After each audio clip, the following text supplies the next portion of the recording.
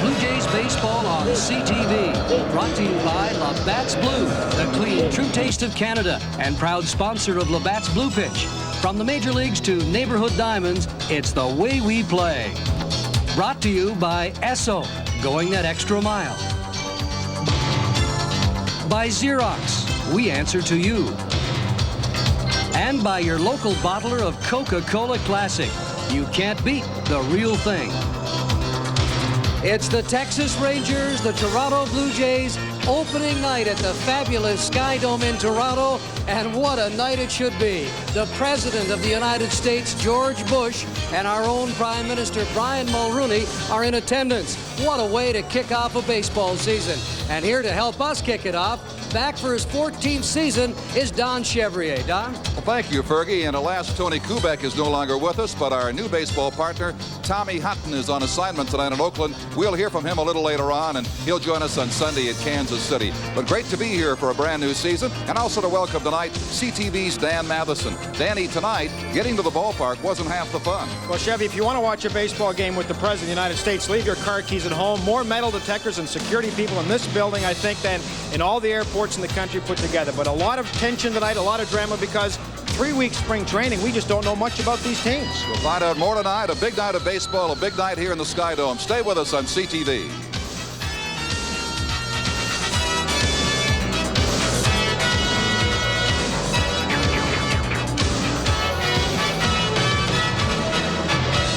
Take the field. Opening nights, Fergie, are always special, but this one certainly, with the dignitaries here, a little extra special. I think the people here sense that. Well, they sure do, with the President of the United States, George Bush, who I might add is a great baseball fan. Of course, his son, George Jr., is part owner of the Texas Rangers. George Jr. is not here at the SkyDome for this game. The spotlight is on the President tonight and the Prime Minister of Canada, Brian Mulroney. Of course, they will throw out the opening pitches. The teams are being introduced, the Blue Jays and the Texas Rangers and Toronto Blue Jays. And last night, of course, in Texas, the Blue Jays got off to a rough start against Nolan Ryan. He went 5 innings of hitless ball, got a lead, left, and Texas won it by a score of 4-2 in Arlington. These teams chartered back after midnight, the Jays landing between 5 and 6 a.m. So it's been a short night for all concerned here, but they're all pumped up now. Plenty of adrenaline as they're getting ready to go for opening night here in Toronto. And this crowd has waited all winter long to welcome back the boys of summer. Pitching for the Blue Jays tonight and warming up in the left field bullpen, number 37, Dave Stieb.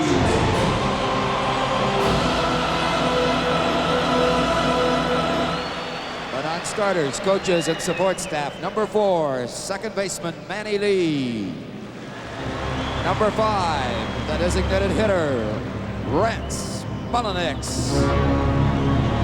Number 7, third base coach John McLaren. In the bullpen, number 8, bullpen coach John Sullivan. Number 10, catcher Pat Borders. Number 15, batting coach Gene Tennis.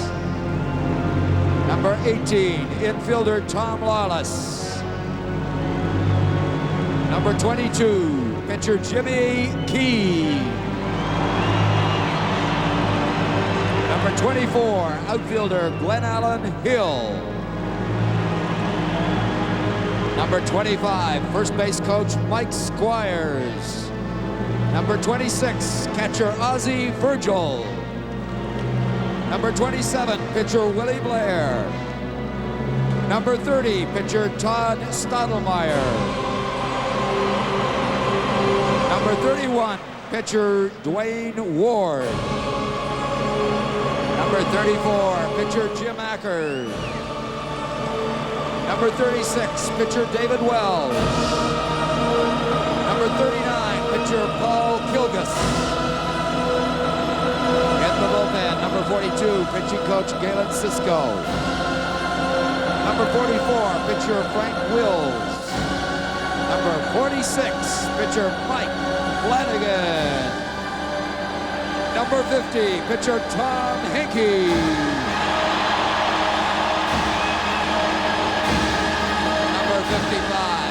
catcher John Cerruti. Number 56, infield instructor Hector Torres. Trainer Tommy Craig. Assistant trainer Brent Andrews. Equipment manager Jeff Ross. Ladies and gentlemen, your 1990 Toronto Blue Jays.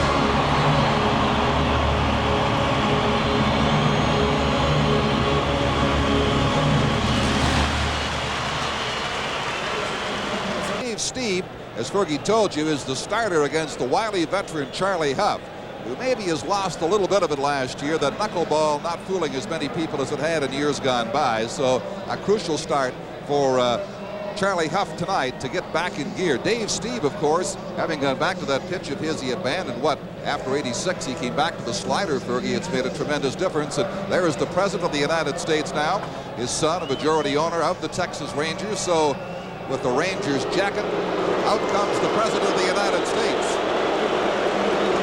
And of course our Prime Minister, Brian Mulroney. The corps of photographers await the... Number one, the strengths are certainly going to come from the pitching staff. We talked a lot about that in the spring, the three of us when we got together. I think the depth of the pitching staff is going to be important. It's going to be interesting to see how Dave Stieb gets off to a start, hopefully a good start. Jimmy Key pitched well his last outing. That was great news. And so there'll be two different types of pitchers tonight with Charlie Hough going and Dave Stieb. The Toronto Blue Jays have I have one concern about them, Fergie. We saw it late last year. We saw it in spring training. Tremendous offensive potential, but where has the run production been? Certainly way down this spring in Dunedin. Well, the bats were weak. There's no question about that in Dunedin. But this is a team that you can remember, Don, how they started last year under Jimmy Williams at 12-24. You've got to think that everybody sitting here at the Dome tonight is saying, boy, I hope they don't get off to the same start again. Well, I think our starting pitchers, we have a pitch count on them, and the first three guys that start, Taz Stalomar, and along with Dave Stieb, and along with John Cerruti is up to about 85, and then when you get to Jimmy Key and along with Mike Flanagan, they're a little bit less than that. So I think everybody's going to suffer a little bit with their starting pitchers and the fact that they can only go so many pitchers. In the East Division, Don, I think that it's going to go right down to the wire between Baltimore and Toronto again. I think the Orioles, certainly a team for real. That was not a fluke what they did last year. You see 42-year-old Charlie Hough arrive in the Texas dugout, ready to go at the age of 42. You put it one way, he and Nolan Ryan combined are 85 years of age. Two of the mainstays on this Texas Ranger roster, as the Jays found out last night. Hough 10-13, 1-1 against the Jays, his performance last year, opposing Sir Dave Stieb, the right-hander who goes on and on and on. And tonight against this lineup, Fergie. Jeff Hewson, shortstop, second baseman that the Rangers picked up from Montreal, will lead things off. He didn't play last night. Palmeiro homered last night at first. Harold Baines, the DH. Ruben Sierra out in right field. He should have been the MVP in the American League last year. He wasn't. They gave it to Yount. Franco at second base. He's the guy that really looks after Sierra. Took him under his wing. Gino Petralli doing the catching, an ex-Blue Jay. Pete Incaviglia out and left. His fielding has definitely improved. Buechele at third. And Gary Pettis, who will be the catalyst, will be out in center field. He is a sensational outfielder, and he'll really improve Sierra at Incaviglia. Well, he's got the speed to cover the ground. Later, the Tigers, Lloyd Mosby, takes his spot over in Detroit. Stieb, a 17-8 year last year, but flirting with those no-hitters, the most memorable part of his career. He's got 148 wins. That is tops on the all-time Blue Jay parade. And as we referred to earlier, once he regained the slider to go along with his good running fastball, Dave Stieb has been the Dave Stieb of old the last couple of years. One thing hasn't changed, though, his luck late in ball games. Don, he was the last Blue Jay to report to spring training. The first day in batting practice, he looked like he was in mid-season form. Players had trouble hitting him, and he was ready to go. He had pitched quite a bit prior to coming to spring training, so he is ready. He's sharp. His last outing, he went 5 innings against Philadelphia, gave up 3 hits. Here's his support tonight on the outfield. George Bannon left. Mookie is in center field, and Junior Felix patrols right. Kelly Gruber stationed at third. Fernandez at shortstop. Nelson Laureano at second. Fred McGriff at first base. And the young Greg Myers, the replacement for Ernie Witt, left-handed hitting catcher, will be catching Dave Stieb today. Tell you how tough Stieb was last year against all opponents. The average 219 hitting against him. That's 188 versus right-handers. So Dave Stieb had an enormous season with 17 wins. And if anybody's going to break through to 20 this year, it could be Stieb. Here is Jeff Hewson now, and the first pitch from Stieb has been delivered down and in for ball one. Dale Ford is calling balls and strikes. Drew Coble, Tim Welke, and Jim Evans are the base umpires. Hewson's a type of player that'll hit to the opposite field. You notice how in center field, Mookie Wilson and over in left, Bell, they're shading Hewson to hit to the left side of the diamond. Count is 1-1. He's a singles hitter, young Jeff, who'll take advantage, as you suggest, of the entire field.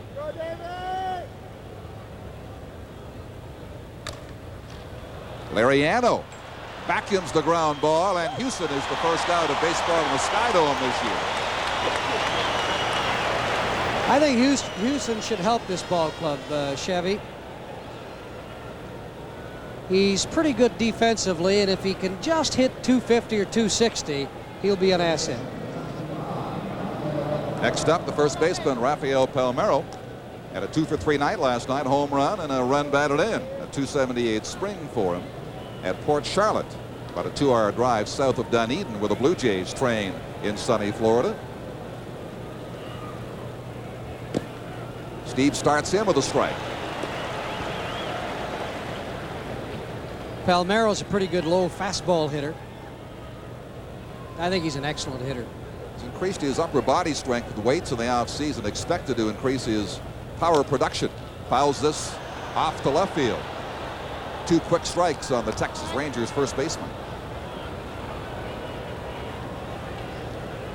Palmeiro acquired from the Chicago Cubs in that Mitch Williams deal December 5th of '88. Had a big season with the Cubs. Hit .307 with them that year.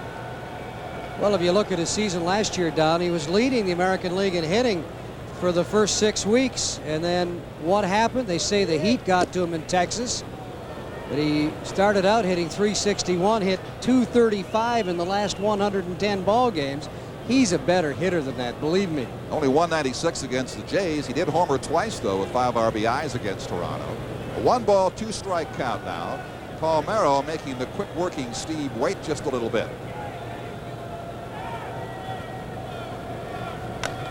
Cuts it foul, holding the count right there. On deck is the DH Harold Baines. Don, we've sure waited a long time for tonight, haven't we? Seems like forever. Yeah, since Oakland came in here and took the Blue Jays out so unceremoniously, led by Canseco and Henderson last October. It seems like a year, not just half a year.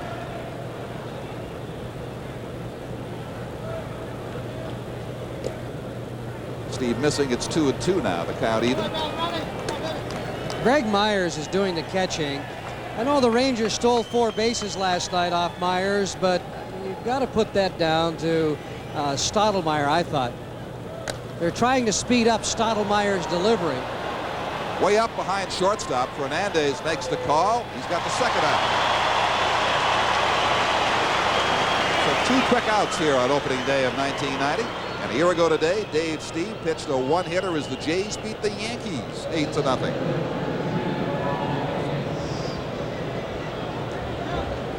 Of course, with Dave, you know it wouldn't be a no-hitter.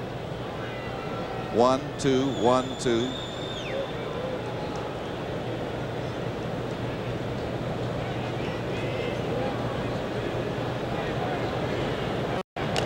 He works to Baines, who held the hot bat last night for power.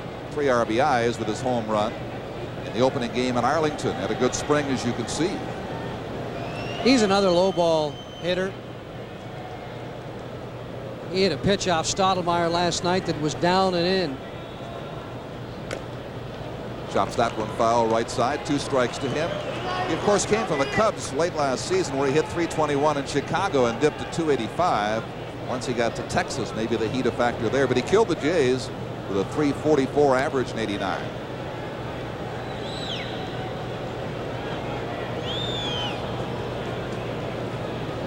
Upstairs, 1-2.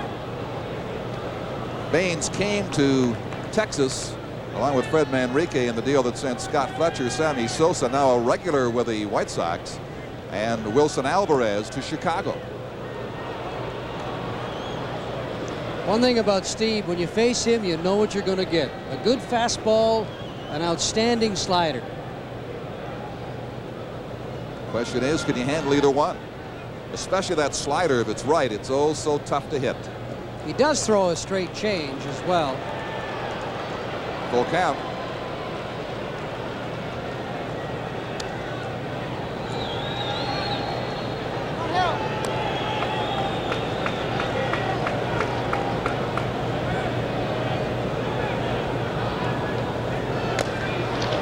Base hit to right. Harold Baines aboard with 2 out for Ruben Sierra. If Harold Baines stays healthy, he'll do a lot of damage. Again, he's had all sorts of problems with his knees, but look at this pitch. Right down the heart of the plate. Full count. Stieb had to come in with it.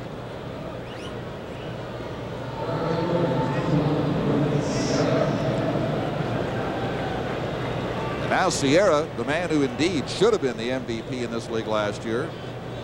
The .306 average, 29 home runs, 119 RBIs. If that doesn't do it for you, I don't know what will. He didn't get enough votes.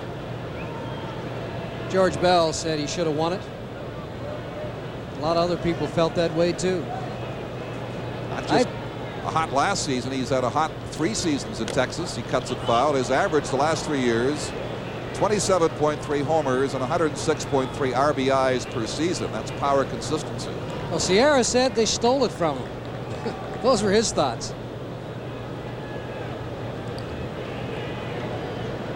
He has people who would agree with that. Earlier in his career, he's a switch hitter. He was tougher from the left side. The last 2 years, though, his numbers from the right have been better. Hitting left against Stieb here with an 0-1 count. Valeriano, and the inning is over. The Rangers waste the base hit by Baines, and the Blue Jays will be coming to bat for the first time at home. This is Labatt's Blue Jays baseball on CTV. George Bell in left field batting cleanup. Fred McGriff at first base hits behind him. The rookie John Olerud, one of just 16 players in history to bypass the minors and come straight to Major League Baseball, gets a start as a DH. Greg Myers, the catcher, Nelson Liriano, and the right fielder Junior Felix with his speed hits 9th at the bottom of the Blue Jay lineup. Charlie Hough, 10-13 last year, a win and a loss against the Jays, 6-9 lifetime against them, but his skills perhaps in decline. The knuckle not moving quite as much. And now he's got a fastball that doesn't crack 80 and a slider to go along with it from time to time. Here's the defense. In Cavilla, Pettis, Sierra in the outfield. Buechele, who made a great play off of Kelly Gruber last night at third. Houston at short. Franco at second. Palmeiro and Petrelli. Charlie Hough might be really the only true knuckleballer left in this game. Sure, Candiotti throws it. Quisenberry's still around. He throws it a little bit. But you'll see knuckleballs 98% of the time from Charlie Hough. He'll throw the odd fastball, won't throw it for a strike. And he's been able to throw the knuckleball at different speeds over the years, but the question with Charlie is the heavy workload caught up with him? He's averaged almost 230 innings the last 7 seasons. Don, if he throws that knuckleball for strikes, he's almost unhittable.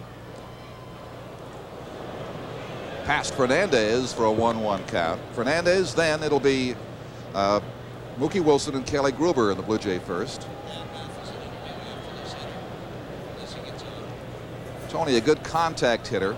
Proved to be a very tough out in spring training, but right now, Hough's got him where he wants him at 1 and 2. How easy do you think it is for these Blue Jay players to face Nolan Ryan last night and come back and go against a floater like Hough? That's really unfair, isn't it? Pitch is up and away, 2-2. Anybody looks easy once you get past that tandem.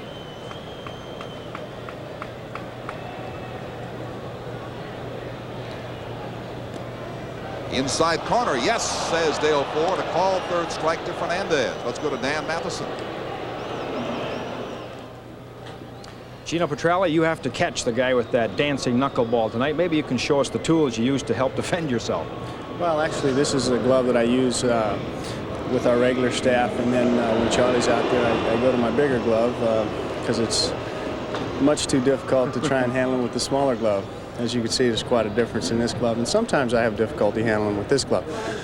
The key for Charlie is that he maintains his release point and throughout the course of the game, and it makes it somewhat easier. At times he tries to do too much out there and struggles, but his last outing in spring training threw the ball well, and we were successful, so we're looking for the same type of outing out of Charlie tonight.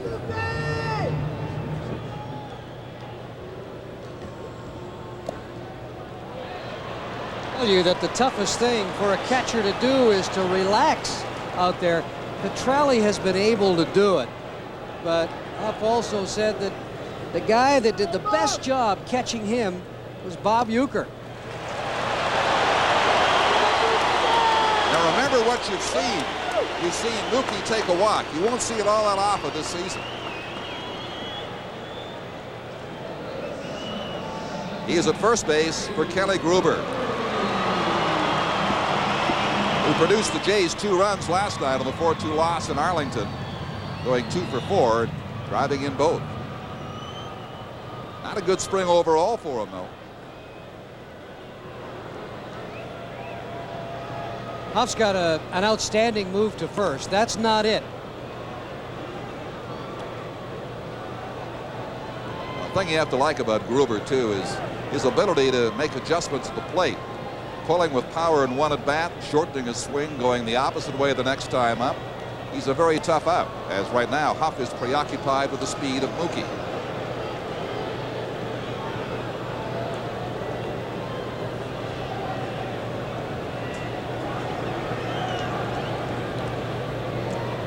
One thing you'll notice about Hough, Don, is that he's got a quick release home.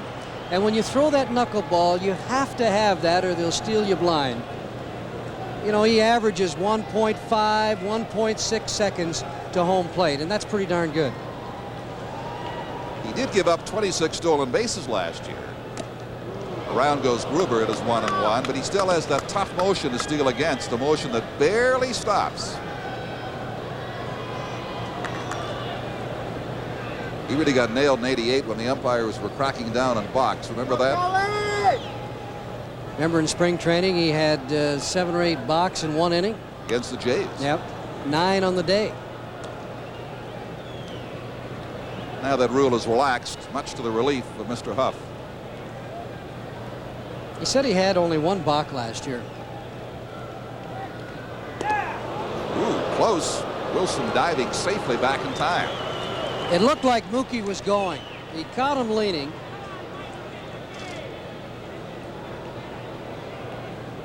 He was a long way out there, wasn't he?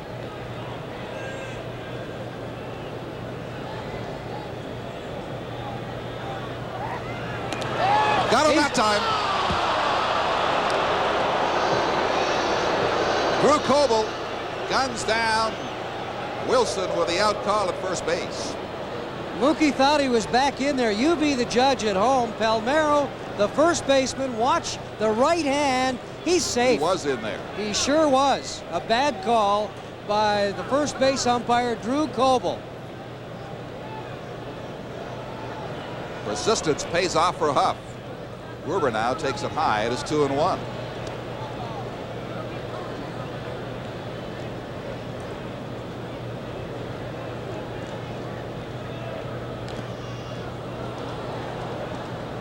Just a piece for Kelly. 2 balls and 2 strikes.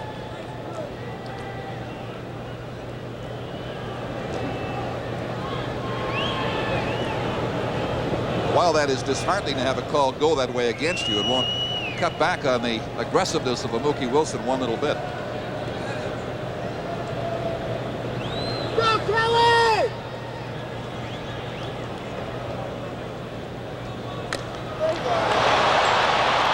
Center field, but not that deep for Gary Pettis. And that'll do it. Jays get a little bit of a chance with Wilson, but that's erased quickly by Hough on the call by Coble. And we are scoreless after 1 in Toronto and Labatt's Blue Jays baseball on CTV. Well, yeah, we're a little bit concerned only at the 3 weeks of spring training. I think that, you know, we got a ways to go, like every other ball club probably, and so we're not really different than anybody else. We're going to try to pick it up in the next couple weeks, and yes, I'll admit that we got a ways to go, but things are coming around. Has it been difficult on you to make things go slowly with the season already underway? Well, not really. I think you just got to adjust to the situation and see what you got and go from there. And fortunately, so far we haven't gotten anybody injured, which was our prime goal in spring training. So we're kind of right on course. Well, starting pitching has to be a concern for the Blue Jays, Don. Only one man above 500. You're looking at him, Dave Stieb. The rest 500 or less last year. So that is a concern. Yeah, the injury concerns as well. Of course, Jimmy Key did have such a good outing in his final appearance in spring training that hopes are high for his complete recovery and comeback into the regular season. Julio Franco at the plate, and he got quite a scare a week or so ago with chest pains. He was flown back to a hospital in Cleveland, checked out by an expert there. Just a rib cage injury, nothing as serious as they first feared, and Julio's back in business. He's an aggressive hitter who will just murder high fastballs and low breaking pitches. And right now the count is 2-1 to him, with Gino Petralli and Pete Incaviglia to follow here in the Texas second inning. You know, Don, when you consider that the Blue Jays won 89 games last year and only Stieb was above 500 as far as the starters were concerned, that tells you how good their bullpen was in middle relief.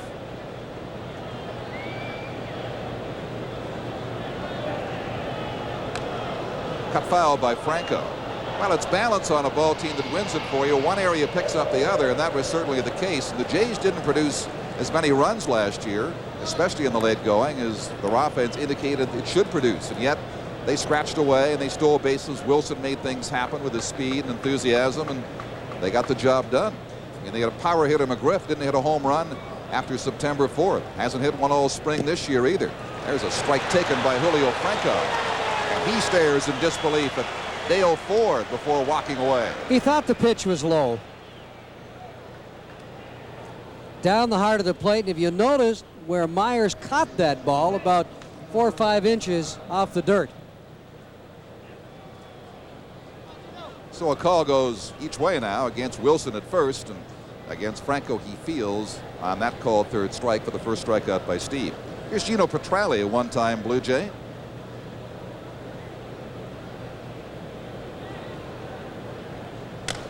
Cracks it down to Liriano. An easy second out here in the second inning.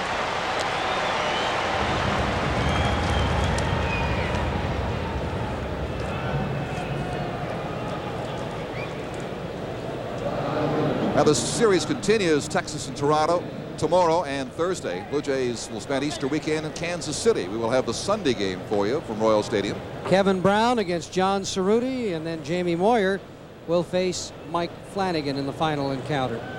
Mentioned earlier, Fergie, only 16 young ball players bypassed the minors and came directly from the amateur draft since it began to Major League Baseball. This is one. Another is John Olerud. Two of them in the same game tonight. Pete Incaviglia at the plate. Pete had an off season last year. A couple of years ago, he went to visit Harry the Hat Walker, who is a great hitting instructor. You know, Harry the Hat, he worked with Vince Coleman. He helped Matty Alou one season when Alou went on to win a batting title. What they wanted to help him with was his propensity for strikeouts, 136 of them last year, yet he still hit 21 home runs and 81 runs driven in. The one aspect of his game that he has improved is his defense. And I think it'll improve even more with Pettis out there in center field.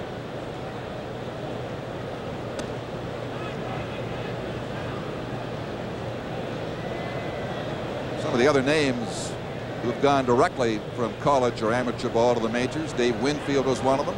Bert Hooton, Bob Horner, young Jim Abbott now with California.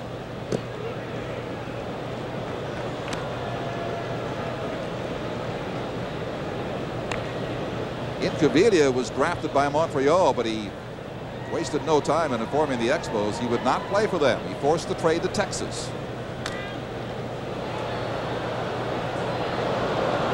count is 2-2. 2 gone here in the Texas second. The scoreless home opener at the SkyDome.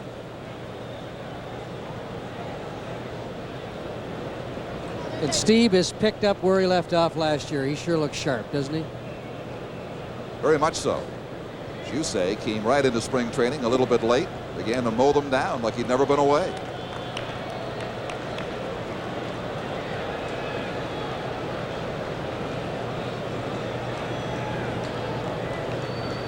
A full count to Incaviglia. Just missed outside. Rangers' second base runner. First pass issued by Stieb.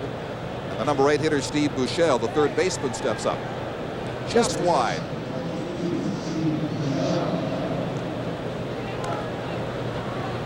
That shot, of course, unique to the SkyDome like no other in baseball. It's marvelous to see where pitches wound up. It's unfortunate we couldn't open the SkyDome roof for the President of the United States. Would have been a nice sight for him to see. Had the Jays been back at Exhibition Stadium, this would have been a rainout, as it was in Cleveland, where the Yankees were supposed to open the night. Instead, this game goes to the entire United States on ESPN.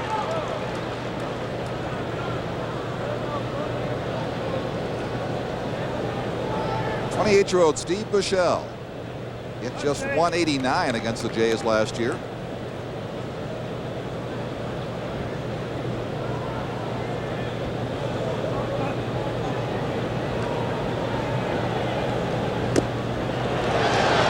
He goes for strike 2. Buechele, a dangerous low ball hitter.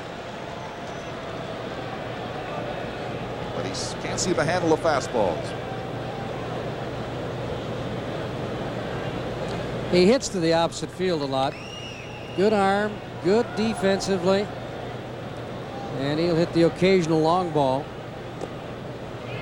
That's discipline there, because quite often in the past when Steve gets behind on the count, he'll chase pitches such as that. But held back, it's 1-2.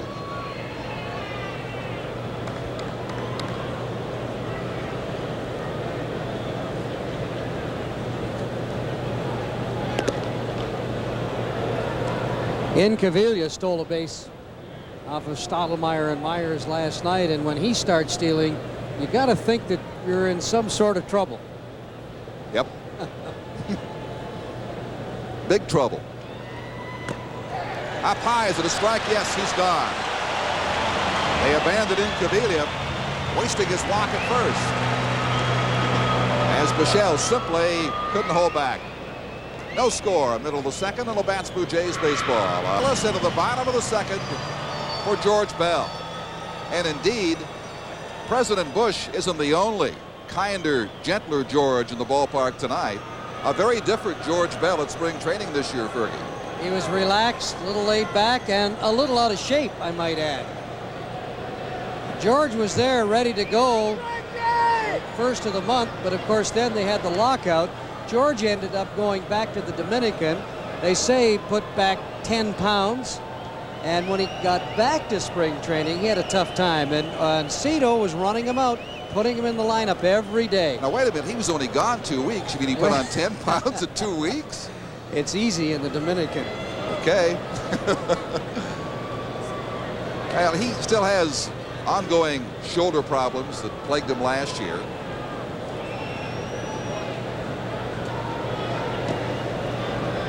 A 2-1 count to Bell. He'll be followed by McGriff and John Olerud.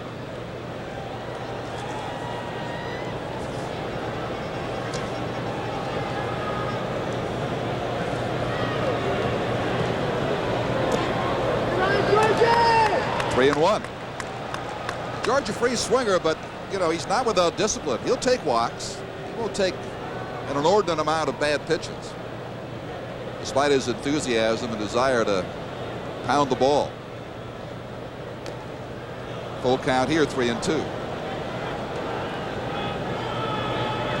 Injured or not, another thing that goes unnoticed about Bell is that he's in that lineup every day. You know, he's averaged 156 games a season for the last 6 years. So as we've said all along, Bell comes to play. I know it's an old cliche, but he loves the game and loves to get that bat in his hands. that bat a big factor in the Blue Jays Eastern Division Championship season last year. Third time in 4 years he had 100 RBIs or more.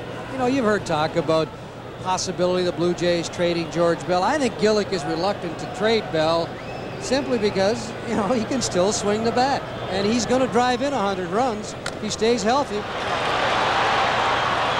Franco throws him out by a step and a half. First out of the second inning.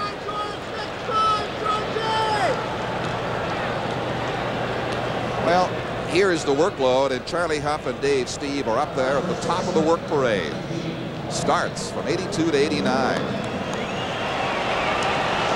Some say a factor in Hough's decline, not to mention his age of 42. Well, Stieb has averaged 233 innings in his 10 years here with the Blue Jays. So he has, without question, been the workhorse of this pitching staff over the years. Fred McGriff, whose home runs stopped coming September the 4th and have not yet returned. 2-0. And I would think after a while that has to play in a young player's mind. I'm worried, and I'll tell you why. He never even hit a home run in spring training. No. Now, you could understand it if he got cold at the end of last season. They're pitching McGriff outside. That pitch right there, outside part of the plate, McGriff cannot hit it. He hasn't learned to go the opposite way. That was his problem last year, and if he doesn't learn to hit that pitch, it'll be his problem again this year. Up high, swings through it, and he is there at 2-2 with the spring training record of no home runs in 36 at-bats. You just wonder if he might start to press a little bit too much in the face of that. Cracks that on the ground to Franco. 2 outs here in the Toronto second inning. Next up, a name that is going to become household among baseball fans across Canada. A youngster from the state of Washington, John Olerud, who appeared in September of last year, came out, and the sweet swing earned him a spot on this team coming to Toronto in the spring of 1990. You know, he's got a great disposition. Nothing seems to bother him. But I hate to see people put pressure like that on Olerud, saying that he's going to be great. I think he's going to be a pretty darn good hitter, too. He already is. But let's wait a while. Let's wait until he proves himself. And everybody's been saying he's going to do this, he's going to do that. But let's wait and see.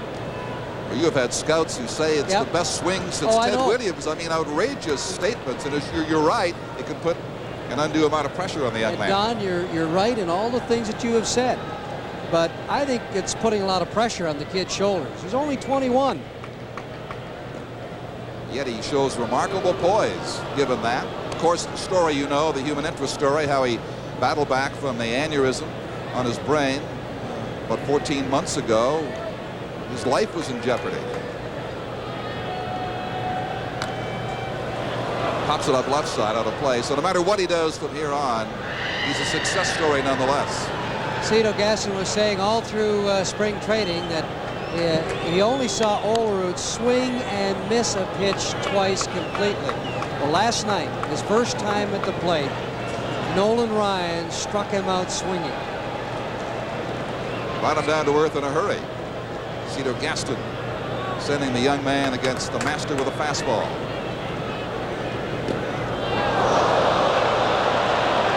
The bat goes right, and Olerud goes nowhere. He strikes out again against Charlie Hough. 2 strikeouts for Hough. He retires the side easily here in the second. It's scoreless after 2, and you're watching Labatt's Blue Jays baseball on CTV.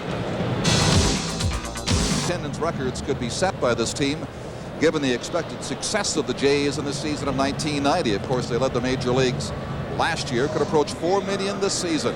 Battling the tough Texas Rangers here to the top of the 3rd inning. From the bottom of the order, Gary Pettis, the center fielder, then Jeff Houston, the shortstop, and Rafael Palmeiro, the first baseman. Dave Stieb has given up a base hit and a base on balls while striking out a pair. Gary Pettis leads it off, and for Pettis, he had a high on-base percentage for Detroit last year. In fact, he drew 84 walks down. If he can come back and have the same type of season for the Texas Rangers with that high on-base percentage, he's really going to help this ball club, even more so with his defense. A short spring for everybody, but nonetheless not a good spring with a bat for Gary Pettis. But the defense is big attribute. Plus, he'll run some bases for you. The only thing he can't do, of course, is hit for power. Or drive in many runs. What did he have 2 years ago, Detroit? 4 for the entire year, 4 RBIs. Incredible. But they don't pay him to do that. 1-1 is the count. Over 40 stolen bases, though. 273 lifetime. 1 ball and 2 strikes. In fact, last year, the 18 RBIs he did get were the fewest in the league for players who had at least 400 at bats.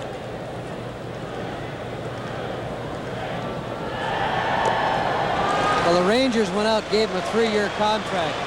It was mostly because of his defense. Strikeout number 3 for Stieb. A cash donation will be made to the Canadian Cystic Fibrosis Foundation on behalf of the Labatt's Player of the Game for the Texas Rangers today.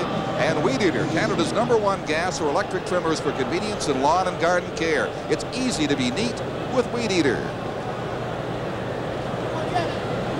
Shortstop Jeff Houston now grounded out to Liriano his first time out.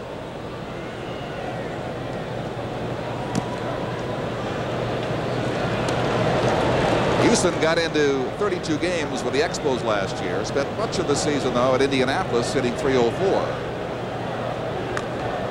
When Houston was with the Expos and they called him up from Indianapolis, he had a reputation of a good glove, and although he hit .300, they felt if he could just hit .250 in the big leagues and play excellent defense, then that's all they would ask of him. But his defense was terrible with the Expos. Kelly Gruber in foul territory gathers in the second out of inning number 3.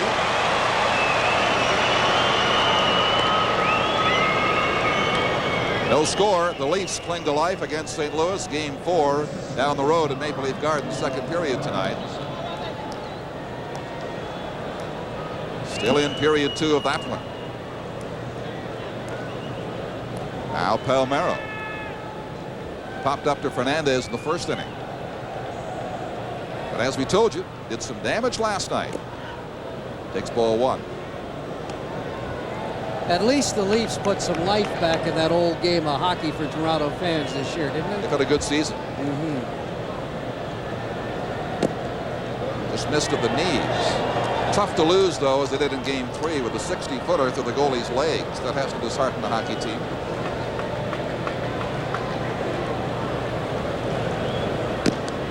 Little upstairs, but there for a strike. One thing about Palmeiro, there's really no certain way to pitch him.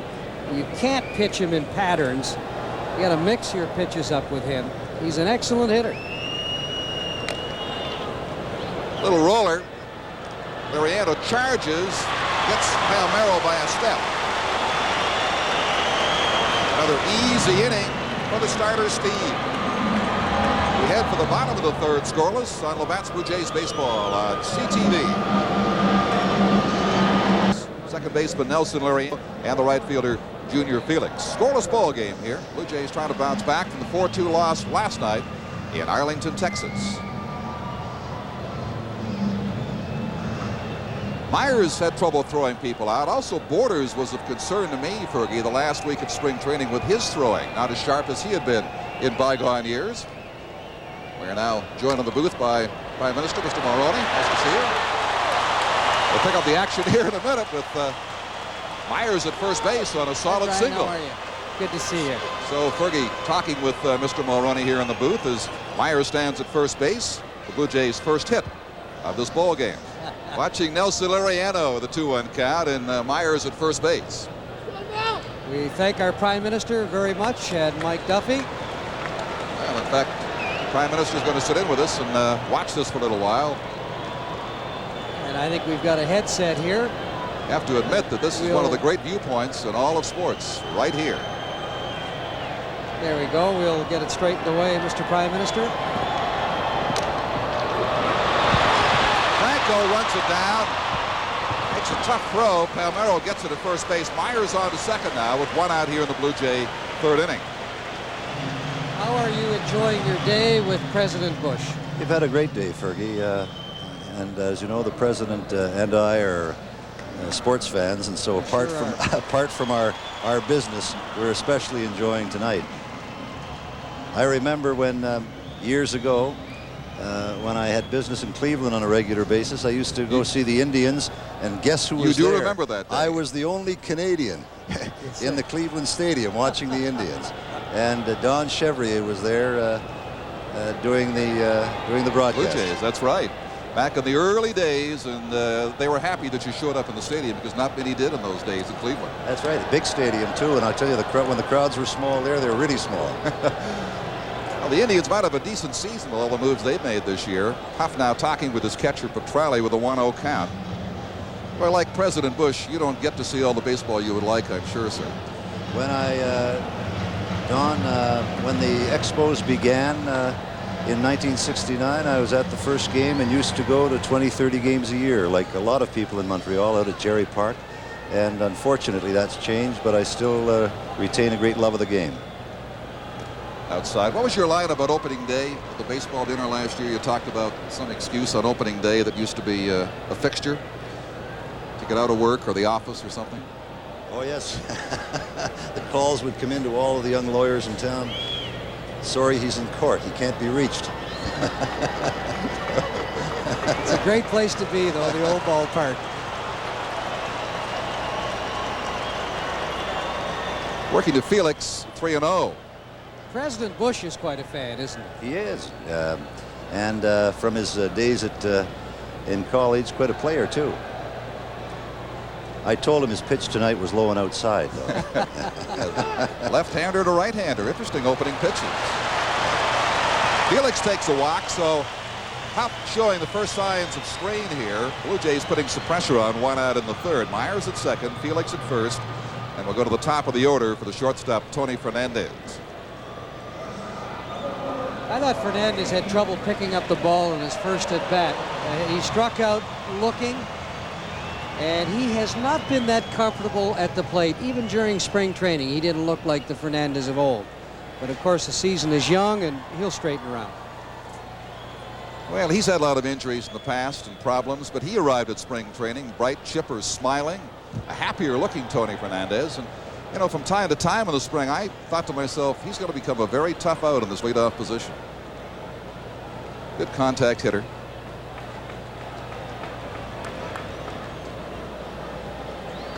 An 0-1 count to him. Looking to cash Myers in from second base. Takes it outside, 1-1. Well, Mr. Prime Minister, used to be you get over 35, your days as an athlete are done. But last night, 43-year-old Nolan Ryan worked his magic. Now you got, if you look at Bobby Valentine, 42-year-old Charlie Hough doing his thing on the mound. Yeah, I saw Charlie picking him off first base. That was pretty embarrassing for somebody like me. But I talked to Nolan in the dressing room before the game, and he really is a phenomenon. We don't see that too often in any sport, and by any standard, it's really quite remarkable. Mr. Prime Minister, he was over working out about 3 o'clock this afternoon with the weights in the Blue Jay clubhouse. Apparently all the weights aren't in the Texas clubhouse. And there were 7 or 8 players, 3 coaches in there, all just standing around talking to him. I mean, he's an amazing man and a great athlete. How many games away is from 11, I think. 10 or 11. 11 away? Yeah. Marvelous. But where he derives all his strength from his lower body, the legs, you know, he runs a lot, he works on weights. Superb condition. Well, Bobby Valentine said that Hough and Nolan Ryan, when spring training opened, they were the 2 players in the best shape. And Ryan's 43 and Hough's 42. 2 of the oldest. That's right. You know, Fergie, when I look at the stadium, I can remember Bill Davis was here tonight. He was Premier of Ontario, and I was the new Prime Minister, and he called me to talk about this stadium and the Crown lands on which it was built, and what it would mean to Toronto and what it would mean to the franchise. And that's where it was with Bill Davis that the idea for this began. Sure was. And it's turned out to be really quite a remarkable place. President Bush was saying it's probably the finest in the majors. There's no question about that. Charlie Hough was telling me the other day, he said it's the greatest facility he has ever seen, and he can't wait to get to Toronto to pitch in it. He loves it. He said he thought it would be one big block of cement, but it's far from that. Well, it kind of looked that way when it started, but it certainly didn't turn out that way.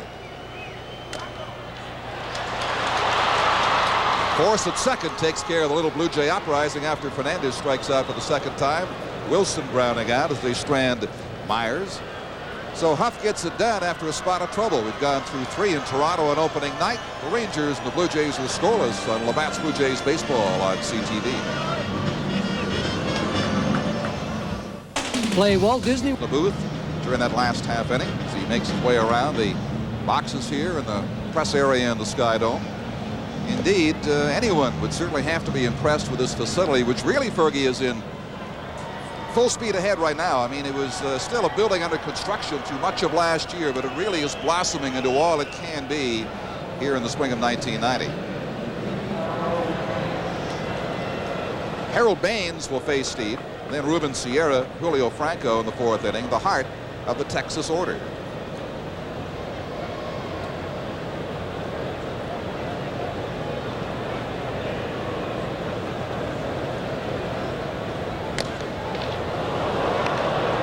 Up into left field, a lot of room for Bell out there.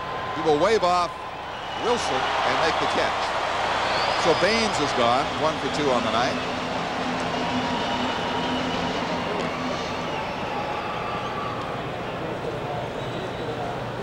Stieb has given up a single, base on balls, and he's struck out 3.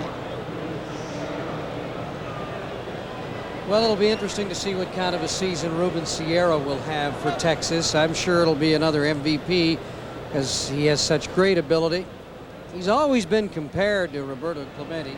Strong arm, great speed, hits for power from both sides of the plate. As a matter of fact, he wears Clemente's number.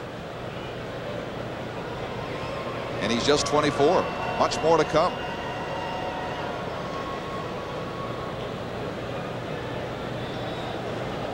He's a natural right-handed hitter who became a switch hitter back in '84.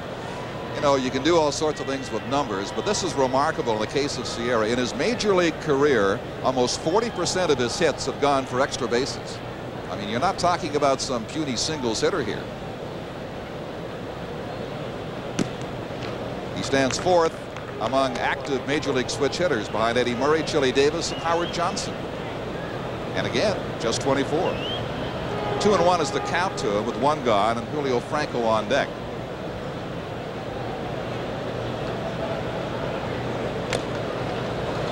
Out of play, 2-2. Earlier, Chicago beat Milwaukee for the 2nd day in a row.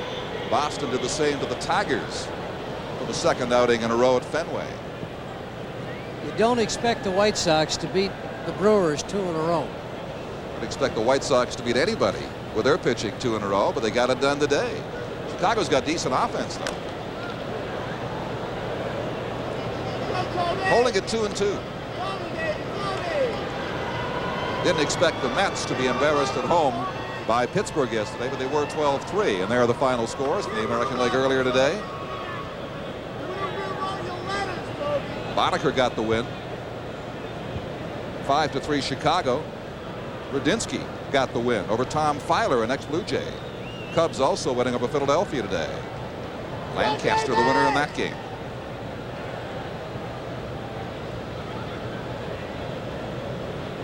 Something in his eye, so he steps out.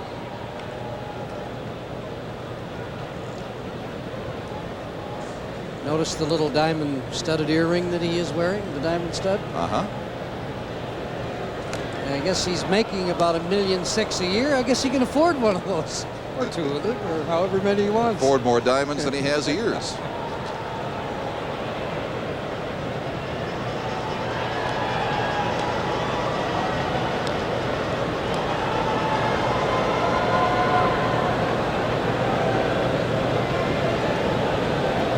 Reminder, the series, the French Revolution, returns to CTV tomorrow night.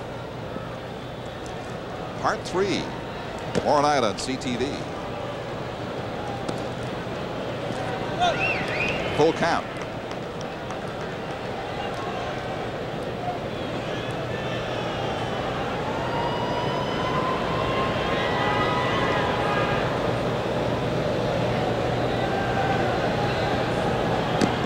Struck him out. Number 4 for Stieb tonight. That pitch was a little out of the strike zone that Sierra went after. High. Look at how off balance he was. Yep. Caught flat-footed. Took a little off that pitch, Stieb did.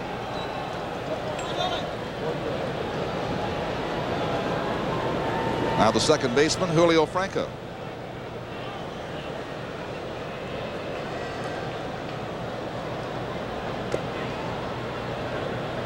And against Franco, they say a pitcher has to be constantly changing because what gets him out early in the game could cost you toward the end. He adjusts that well. Well, he's an excellent line drive hitter, Don, and you got to pound him in on the hands. Keep the ball in tight on him, like that first pitch that Stieb threw. Center field for charging Wilson. Back goes Liriano. He makes the call, and he collects the third out of the 4th inning. Stieb now has set down 7 Rangers in a row, and he's on a roll in the SkyDome in a scoreless ball game on the Bats Blue Jays base hill room out at center field, from where you can watch the ball game. Bring as many friends you can cram in there, and it's a pretty good value actually. You get enough people. They had a couple of those rooms still available this afternoon. You know, a lot of people heard they were going for $1,000, but apparently they are cheaper than that. Kelly Gruber at the plate. Goes around on the first pitch from Charlie Hough in this scoreless ball game in the Toronto 4th inning. After Kelly, George Bell and Fred McGriff will be the hitters. Sort of waved at that. 1-1. Don, if Kelly Gruber can stay healthy, stay away from those injuries, and of course that hand injury that bothered him so much last season, he missed 22 games, he'll have his best season ever. Considered generally to be coming into his prime now. Best athlete on the team. Here's a pitch here that he chases. A knuckleball, the bottom falls out. It's tough to lay off that pitch. 4 strikeouts for Charlie Hough. Gruber not the least bit happy with his. Now Bell.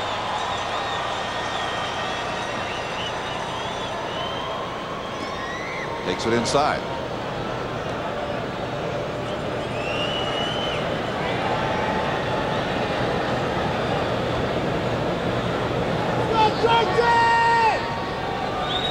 Now it is outside. Bell not buying that either. The thing about Bell down the road, the Blue Jays know that his future is as a DH. I think as George matures, he'll slowly come to grips with that. He just didn't want to do it prematurely under manager Jimmy Williams. Lets it out of play. 2-1. One thing you fans can watch for this season with the new hitting coach Gene Tennis, he spent a lot of time in spring training with George, and he's trying to get George to drive that outside pitch. Instead of hitting those little flare shots out into right center that he can do so well, drop him in for a single. But he wants to get Bell to drive that pitch with some power. Makes a big cut there. 2-2. I always thought that the best bad ball hitter that I've seen as a Blue Jay was Damaso Garcia. Well, Bell was probably a half a step behind Garcia, but Bell is not hitting the bad ball as well as he used to. He's more restrained now, as a matter of fact. He's more selective at the plate. When he's in a groove, Don, he can hit anything. Where Damaso would do it more regularly, this guy would do it with power. Damaso would pick a ball up an inch or two off the ground and hit a line drive someplace. Oh, talk about a line drive. Buechele comes down with that shot from Bell. So you're seeing it all tonight, pitching and defense. About a second to react for Steve Buechele. I mean, this is a bullet. He made a play like that off Kelly Gruber last night, only it was a ground ball instead of a line drive that he went down and got it and threw Gruber out after Gruber had done the same thing to him. Here is McGriff now. Again, Hough continues to pitch him away, as you noted earlier. And you'll see that all season long until Freddie learns to hit that pitch.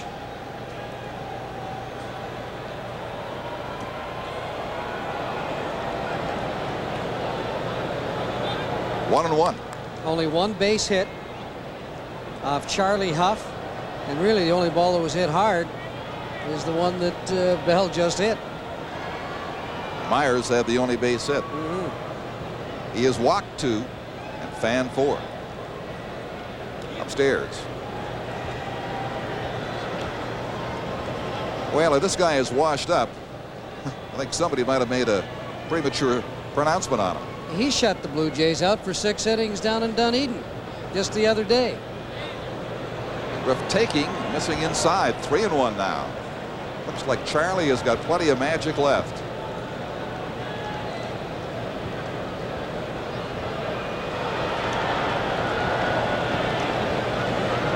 Although last year, not a good year. Gave up the most home runs of any pitcher in the league.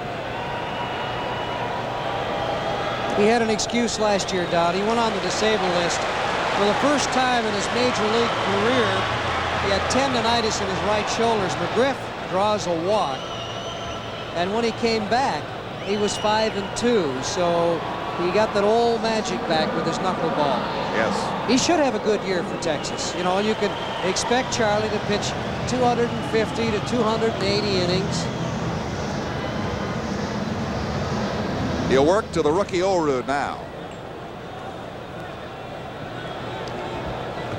John struck out in the second.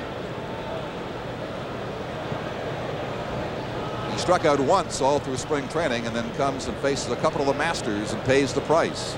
Ryan yesterday, this man Hough today. Upstairs. Charlie getting more and more off the strike zone now. Petralli wants to talk with him. That knuckler floating a bit. Charlie says the scoreboard always dictates what he throws up there. Like, he won't throw a fastball in a situation like this to Olerud simply because the fastball really is the only pitch that's going to hurt him if Olerud connects. A knuckleball, you're not going to drive a knuckleball out of the ballpark.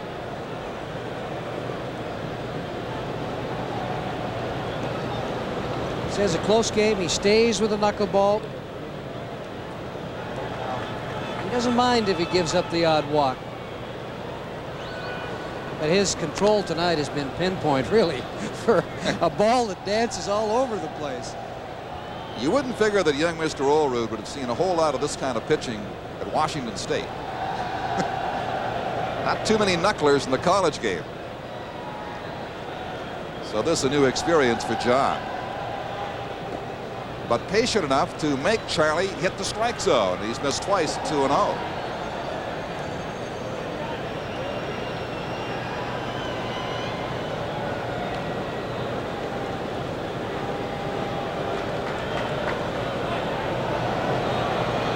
We were scoreless in the bottom of the 4th inning. Hough and Stieb working on a couple of one-hitters.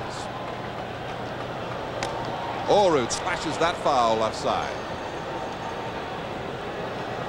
A hard-earned opening night souvenir for that couple. Little incident in spring training involving Olerud. He came in one morning and his locker room was filled with toilet paper. He just calmly reached in, grabbed his uniform, put it on, never said a word, and went out and played. He does have poise.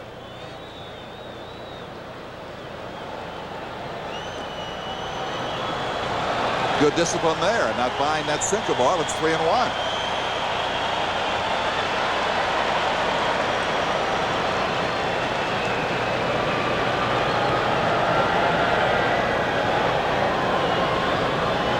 Plan is to have Olerud. As you're looking now, the Leafs are the 1-0 lead in the second over St. Louis. Pearson gets the goal for Toronto. Olerud and Mullenix from the left side. Glenn Allen Hill, Ozzie Virgil from the right side is the DHs. And Olerud just works Charlie Hough for a walk. Back-to-back walks now. But Griffith second, Olerud at first. 2 out for Greg Myers. Well, if you look at the scoreboard, Myers the right guy to have up there. That pitch, as you can see, low and outside. Olerud, an excellent eye so far. We've seen that in spring training. He does a lot of things well. Now Tom House, the pitching coach, he'll come out and they'll go over the hitting chart on Myers, as there's a little action out there in that Texas bullpen.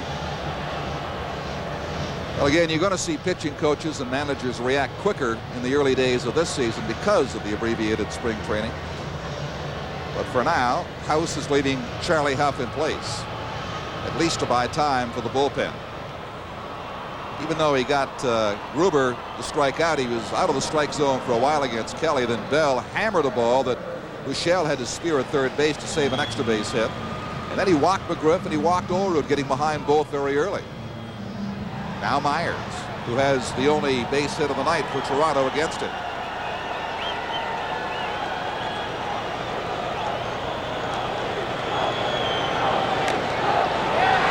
Back of the bag, Palmeiro wins the foot race. The Jays strand 2 more.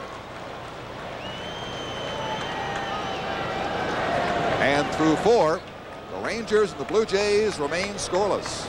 On Labatt's Blue Jays Baseball on CTV. Stieb of the Toronto Blue Jays. You would have thought the Blue Jays left their bats in the freezer all winter and still haven't taken them out. So far, just 4 hits in the last 13 innings that they have played. 3 in Texas last night and 1 here this evening. Seems to be a feast or a famine for the Blue Jays offensively, Fergie. They'll either get a lot of hits or no hits. And this spring, very, very slow in getting those bats around. Now it's 2-1. Lehman gets the second Leaf goal in the second period. Lehman and Pearson for Toronto and Brindamore for St. Louis. 2-1 Leafs as they cling to life. Gino Petralli 0 for 1 tonight. Takes ball 1. Tough season last year. A lot of time in the DL for him. He first won on it after injuring his neck in a bench clearing brawl. That is 2-0. And then he partially tore ligaments in his left knee when blocking the plate against Joel Skinner. Just appeared at 70 games because of all the injury problems.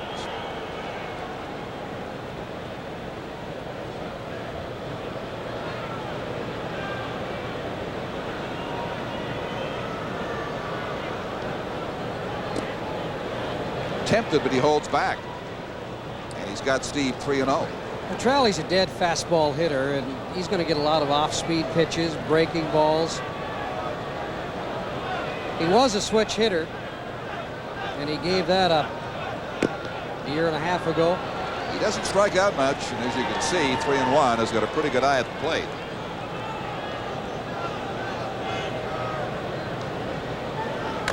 Hits it hard, but right at Fred McGriff. Well, the infield playing Petralli to pull the ball, and McGriff didn't have to move. Petralli hits a rope. 1 gone for Pete Incaviglia. Baltimore comes in to play the Blue Jays as they pick it up from last fall, April 16th, 17th, and 18th, next Monday, Tuesday, and Wednesday here in the SkyDome. Is there more Oriole magic this year? Well, time will tell. They got off to a good start, beating Kansas City in extra innings yesterday.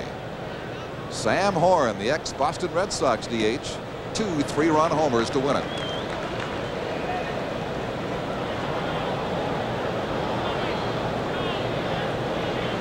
Incaviglia with a 0-1 count.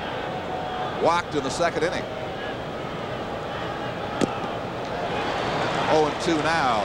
Pete tried to reassure fans that ball players weren't making too much money when he said, you know, I want to make it clear.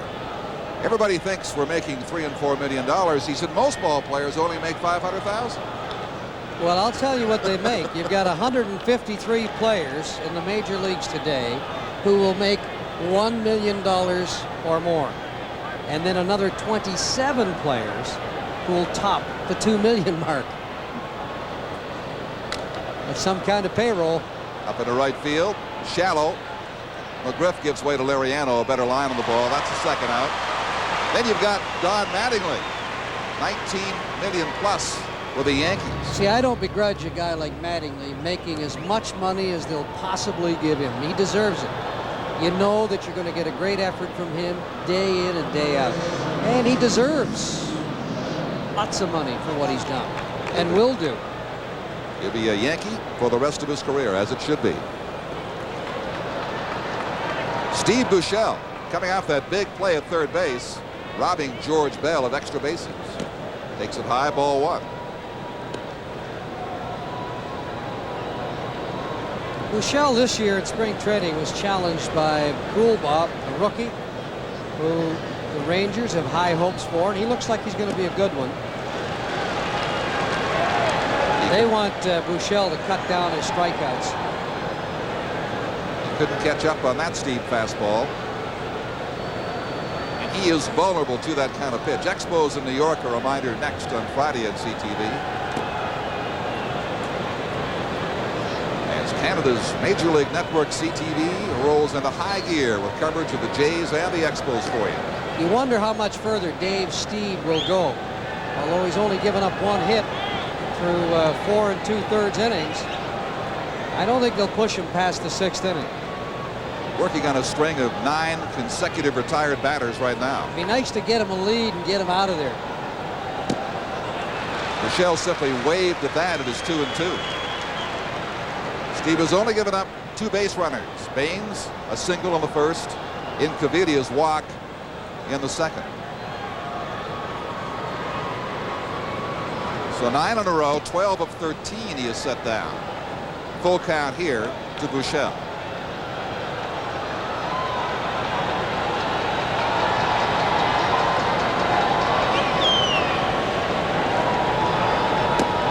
Nope, ball 4.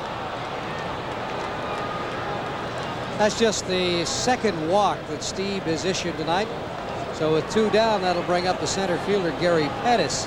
This pitch, Buechele had a notion, low and outside. Dale Ford, the home plate umpire.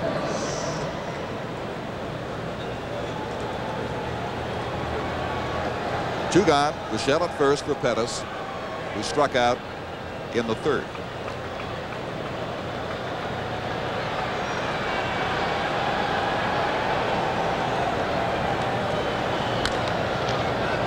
Fernandez flipped to Liriano, and they just get the force for charging Buechele at second base. Pettis retired to the fielder's choice, and it remains scoreless. Dave Stieb through 4.5 on Labatt's Blue Jays baseball on CTV. Here, the Rangers and the Blue Jays are scoreless. At the halfway mark of this ball game, into the Toronto 5th we go, with Nelson Liriano, Junior Felix, and Tony Fernandez.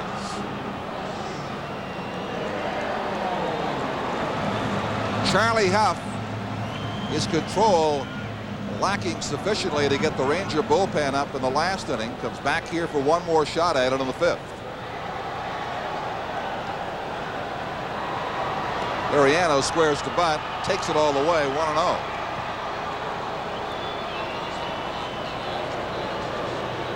A lot of talk in spring training about whether or not the Blue Jays will trade Manny Lee and keep Nelson Liriano. Pops him up for Petrali in foul territory. Into the big minute goes for the first out of inning 5. Now this work. Hi, I'm Dwayne Ward, honorary chairman, and I'd like you to help strike out Crohn's disease and ulcerative colitis, hard-hitting diseases that affect thousands of Canadians. Pledge today. Junior Felix on the bottom of the order. Walk forced at second base in the 3rd inning.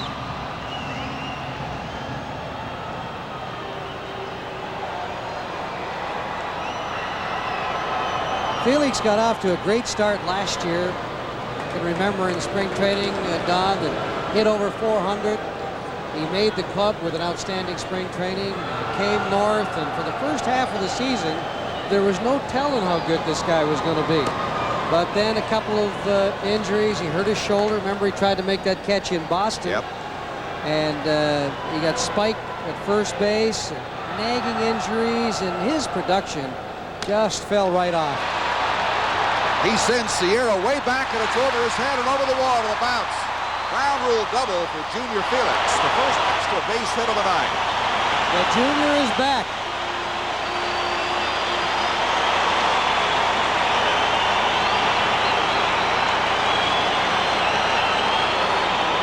He has some kind of ability, this kid, when he puts it all together. Look at this pitch. He had to go out and get it. Not much velocity and not much movement on it, and he was right where he wanted it. It was a knuckleball that he hit. Now Fernandez looking to atone for back-to-back strikeouts in this game. First to check on the diving Felix. Second base umpire is Tim Wilkie. Felix doing his bit to fight inflation. He was number 54 last year. He's down to 47 here in 1990. He's got a long way to go, doesn't he? He does, but he's working on it.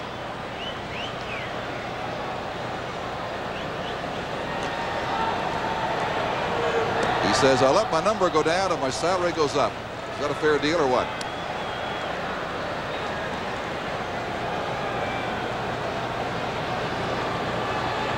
One ball, no strikes to Fernandez.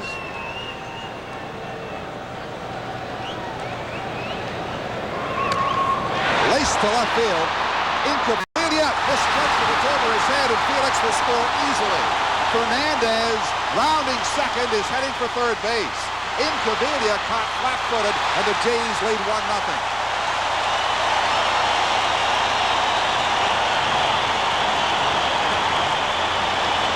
Davey Lopes has worked with Incabilia to try to improve his fielding, but what happens on this play is that Incabilia made the Cardinals in. He broke in right away, and he was caught. He had no chance to get back, to turn and go back on the ball. Felix, he could have walked home, but completely misjudged, and I don't know if it got caught in the lights at all. I rather suspect it didn't. It was a line drive, which really is the toughest ball for an outfielder to try to catch, when a ball is hit directly at him. And here comes Bobby Valentine. This could be all for Charlie Hough. And he has been sensational tonight. It's too bad.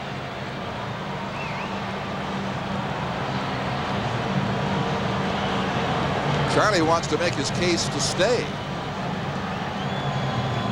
And Bobby will let him do just that.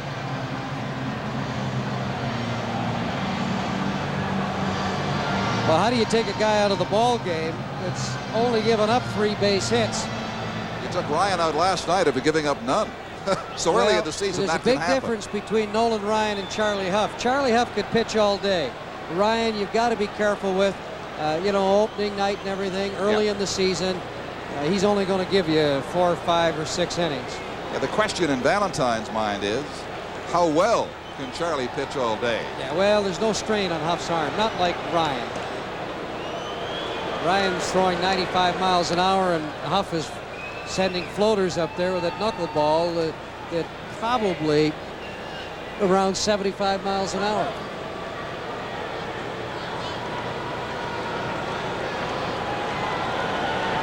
Mookie walked and then got picked off. Bad call at first base in the opening inning. Base hit to left center field. It is 2-0 Toronto. Fernandez brings it home.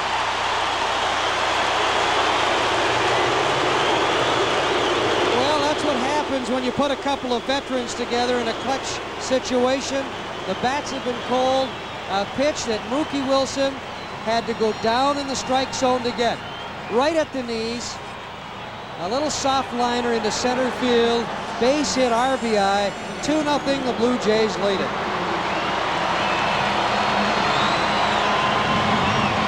And with Wilson at first base, a 2-0 lead. If things weren't rough enough for Hough, he'll now face the heart of the Blue Jays order, the power section, Gruber, Bell, and McGriff.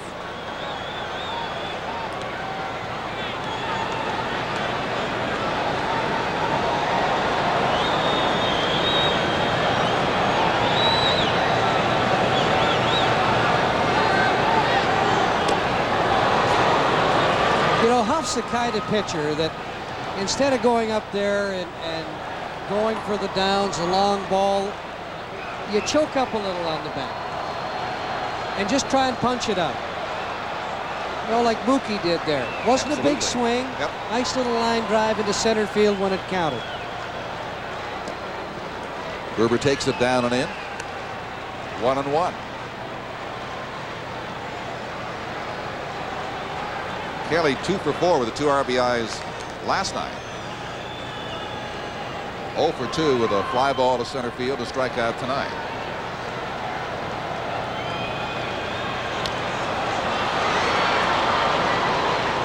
One ball and 2 strikes. The Yankees and Cleveland rained out in the Indians' home opener across the other lake tonight. In fact, there is no way they would have played this game a year ago at Exhibition Stadium given today's weather. You know, talking to Gene Petralli before the game, he said, I have no idea where the knuckleball is going. Charlie doesn't know, I don't know. And he said he's so tough to catch. He's got that oversized mitt. That's a glove that Paul Richards came up with for Hoyt Wilhelm way back when. Close call at first base again for Mookie. Well, it was because he caught Charlie Hough that Gino set the Major League record for most pass balls in a season, 35 of them in 1987. But it tells you how much Petrelli's improved. Just 2 pass balls last year with Hough. Got it way down.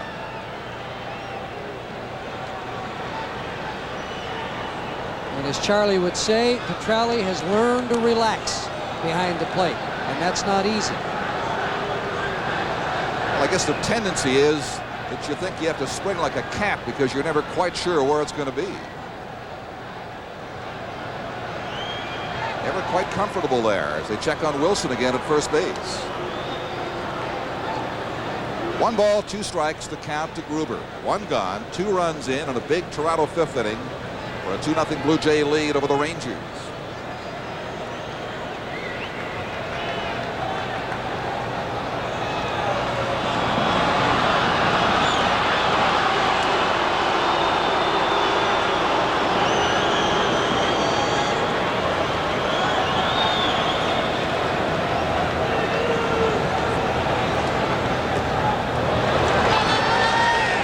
Taking low at his 2-2.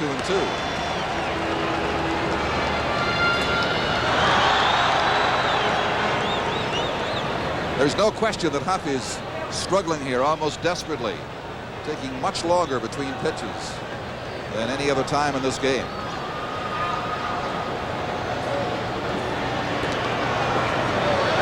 It's interesting how Charlie Hough throws his knuckleball. He holds it with his 2 fingers and his fingernails, and there it is there, but those fingernails, he files them, and he'll sit in that dugout for 10 or 15 minutes with his little fingernail file looking after those nails, but that's how he holds it. We used to think in the old days that you'd have to use your knuckles, but you don't. It's that simple. Digs those nails in. Should be called a nail ball. 3-2 to Kelly Gruber. Now the trick, apart from shortening up in the swing, as you suggested, Fergie, is to exhibit some patience against this kind of a pitcher. As the game wears on, the Blue Jays are doing that more and more. He used to drive Willie Upshaw nuts. Willie said it'd take me a week to get on track after I faced him. Close pitch, but Gruber takes it for ball 4. Gets the call, sending Wilson on to second base. Still just 1 out here in the inning. Not a bad pitch. Not a bad You're pitch right, at all. It was a close call. That's a pitch that could have gone either way. I think Kelly got a break from Dale Ford right there. Now Bell with his big bat from the number 4 spot. 0 for 2 tonight, but robbed of the 4th inning by Buechele, who flagged out a screamer at third base.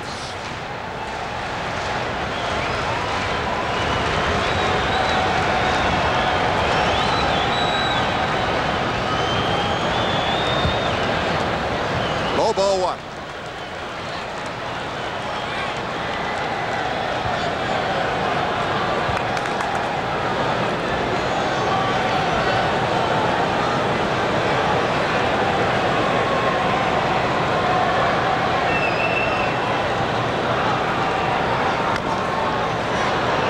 Hard but foul left side.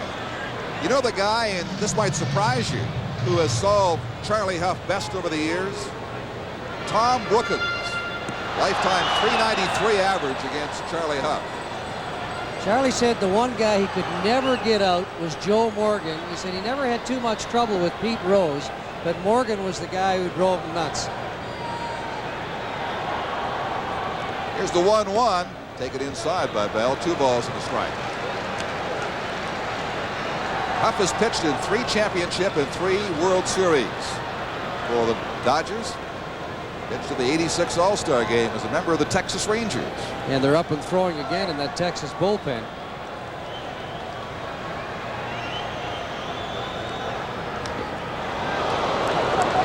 He has not prospered against the Jays, though. 6-9 lifetime, and went through a stretch of over 3 years when he did not beat Toronto between '85 and '88.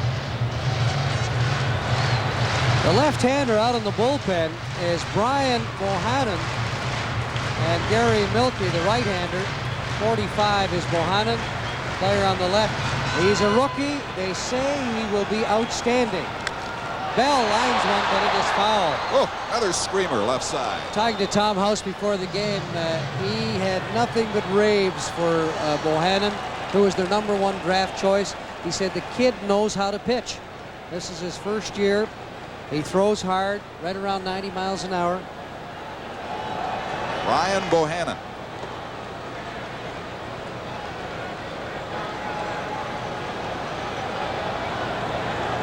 We may see him soon if Charlie doesn't get this man Bell.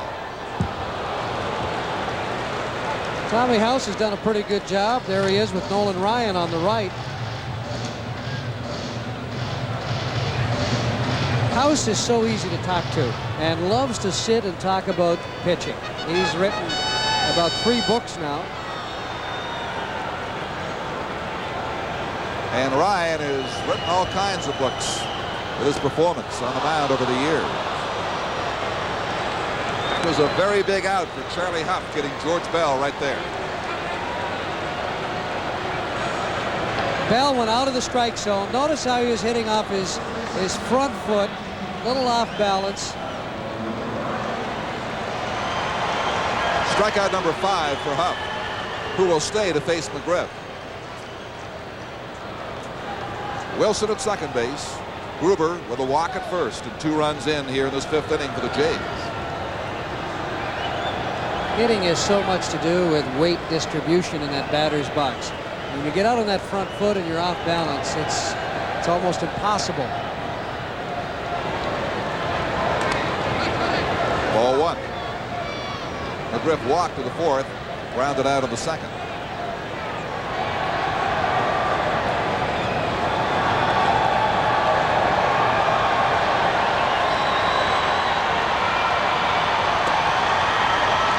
Takes it inside for ball 2, 2-0.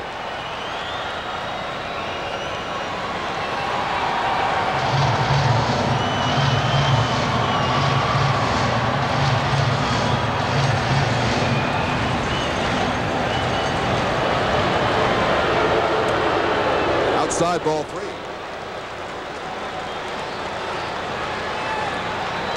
After McGriff, I think they'll go to the rookie Bohannon, a left-hander, to face Olerud. If McGriff gets on.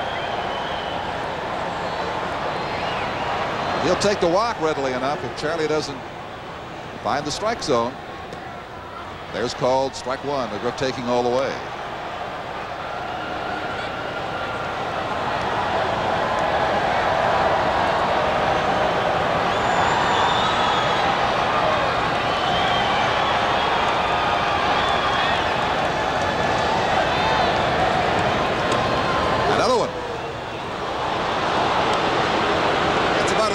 Charlie throws it these days. Full count.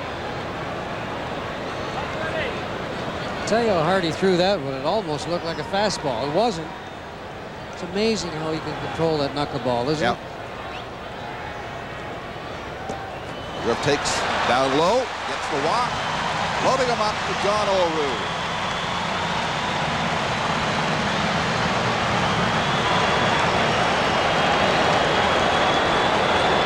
Pitchers with the most walks in the league last year were all members of the Texas Rangers. Hough ranked 3rd behind Nolan Ryan and Bobby Witt. Now Valentine there discussing with pitching coach Tom Hough. As the catcher, Petralli will go out and kill some time, and it looks like Valentine will probably go to the bullpen. Who knows what he's going to do with that smile on his face. Well, what he's smiling about, it's not a very happy situation. He's down 2, bases loaded. And a tough young hitter coming up, and they will leave Hough to face him. The thinking being that Olerud simply hasn't seen, apart from a couple of outings tonight, this kind of pitching. So they'll take their chances with Hough. Yes, they will.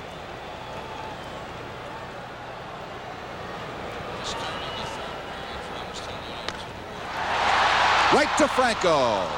Blue Jays leave the bases loaded.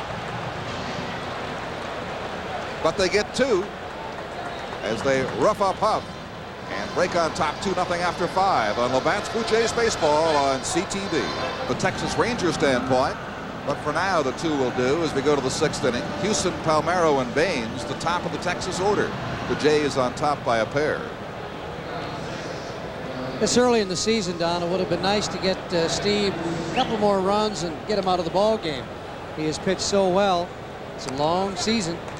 Another 160 games left. Well, undoubtedly, here in the 6th inning, they'll begin to watch him a little more carefully. At age 32, Dave Manyfield is becoming a 7-inning starter at the best of times. Little squibber, good fielding. Steve picks it up and guns down Jeff Houston. 1 gone here in the 6th inning. A cash donation will be made to the Canadian Cystic Fibrosis Foundation on behalf of the Labatt's Player of the Game for the Blue Jays. And Cannon's new Sure Shot. Fully automatic with standard lens and the amazing new push-button wide-angle lens. You don't just get the picture, get the whole wide-angle picture with the new Sure Shot. Remember your summer with Cannon. Rafael Palmeiro, the first baseman, 0 for 2 tonight. 2 for 3 last night. Steve has only given up 1 hit. That was back in the 1st inning. A line drive single by Harold Baines. He has walked a couple since then. No other blemishes on his chart from that point on. Looks as though he's still got plenty left, Fergie.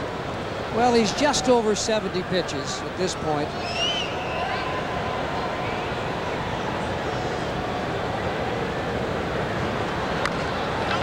Crack foul right side.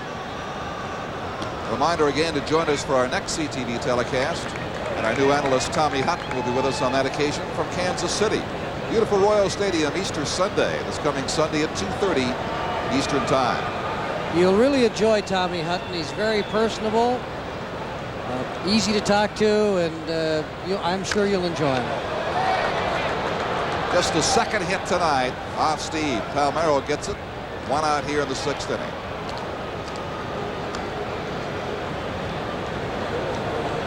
That'll bring up the man who has the other hit, Harold Baines. Well, he ranks with the best of them for wins in the 80s. Dave Stieb with 140. His career total, the best ever in Blue Jay history, 148. Remember when Steve signed that long-term, that 25-year contract with the Blue Jays, and for $25 million. Yeah, $25 million. I'm sorry. Everybody thought the Jays were nuts at the time. I'll tell you what, the Blue Jays got a heck of a bargain, as it turns out. Yep. By today's prices, indeed. He's a steal by today's prices. Shallow left field. Fernandez will take charge, ranging back to collect the 2nd out. So Baines is gone. Make no mistake about it. As Tony Fernandez goes, so go the Blue Jays. And that will be the story, I think, again this year. If he stays healthy, has a good season, the Blue Jays will be right there. But he is the man that makes this team tick. You can make that case in tonight's game because the Blue Jays were struggling along, no runs, very few hits. He struck out twice in the early going, and then as part of the 5th inning, he contributes a triple. And it all fell together for at least 2 runs, could have been more. Ruben Sierra, he's 0 for 2.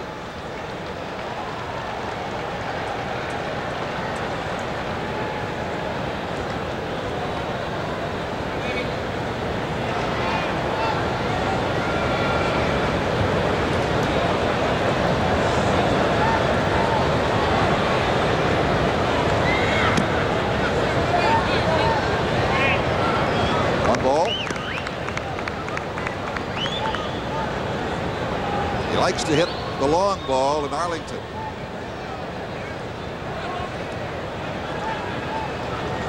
He can hit it anywhere.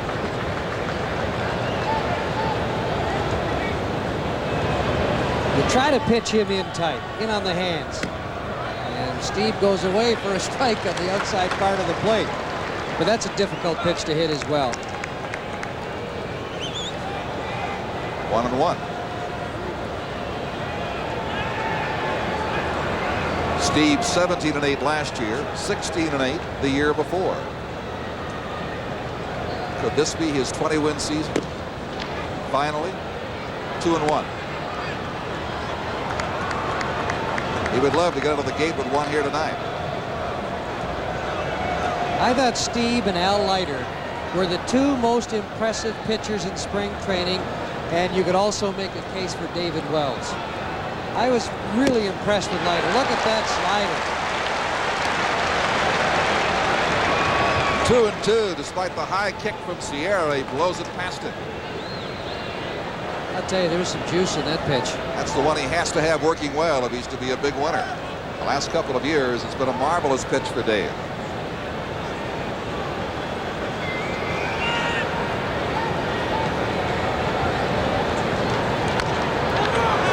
Freddie McGriff, he'll take it alone. Sierra and the Rangers are gone as they strand Palmeiro, wasting his base hit. We head to the bottom of the 6th inning with the Toronto Blue Jays leading the Texas Rangers 2-0 on Labatt's Blue Jays baseball.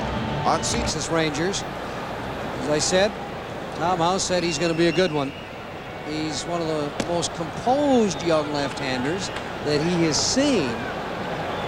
He's got a real good handle on what it takes to be a major league pitcher. Good game sense, says Hough. Just 21 years of age, here to make his mark in the majors with the Texas Rangers. After serving his time in Charlotte, Tulsa, and assorted cities across the United States, he's arrived. Despite the fact that he had elbow surgery last year.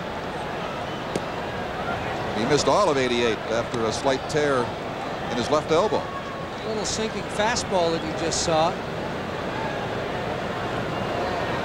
Throws a circle change. There's that sinking fastball again. Full count to Greg Myers, the catcher, bottom third of the Blue Jay order here in the 6th inning.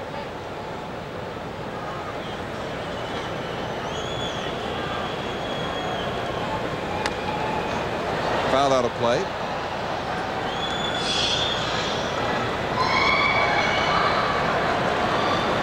Word traveled pretty quickly on Bohannon in spring training. And he was a great prospect back in high school. 3 no-hitters and a 119 earned run average in his senior year. That'll get some scouts' attention, but he gives up a walk to Myers here as Myers wins this battle of rookies. Myers had a pretty good night. Base hit, and he's done an excellent job behind the plate with Dave Stieb. And that was the big question mark in spring training, and after they traded the great veteran Ernie Witt, who was the most popular player ever to don a Blue Jay uniform, and a lot of fans will miss him. But Ernie's defense did suffer somewhat the last couple of years, and that was strictly the reason they traded him. It was because of defense. They knew that Ernie could still hit you your 15 home runs and drive in 50 or 60 runs, but the time had arrived for Greg Myers, and it was now or never. While he is sound defensively, the question is, in his first year, can he at least replace what they lost with Witt's bat, which were 11 home runs and 53 runs batted in? Don, I really don't think he has to. If he does a good job defensively, I think that's what they're looking to Myers for. Maybe hope that Borders picks up his run production a notch. And he will. He will. He's got another year under his belt. A strike to Liriano, who is hitless tonight, 0 for 2. Myers standing at first base, aboard for the second time.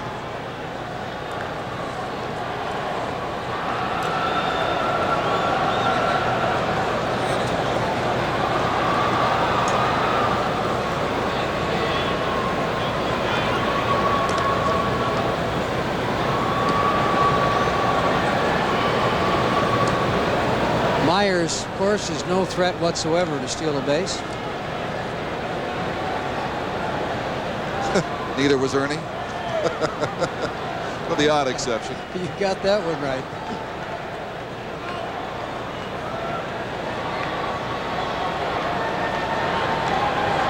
Tell you, Don, Ernie was a joy to work with, wasn't he, over the years? Certainly was. The last original Blue Jay. Parted company with Toronto in early December, off to Atlanta, where he had a pretty good spring with the Atlanta Braves. He'll help that young pitching staff.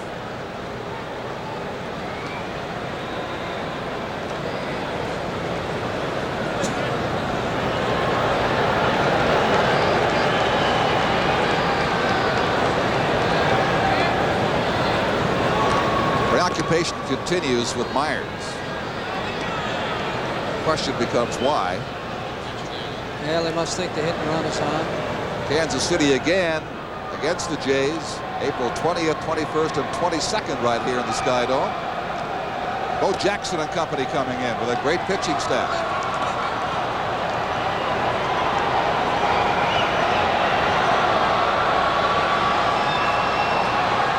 Liriano, a long look just out of the picture there to John McLaren for some new signs down to third.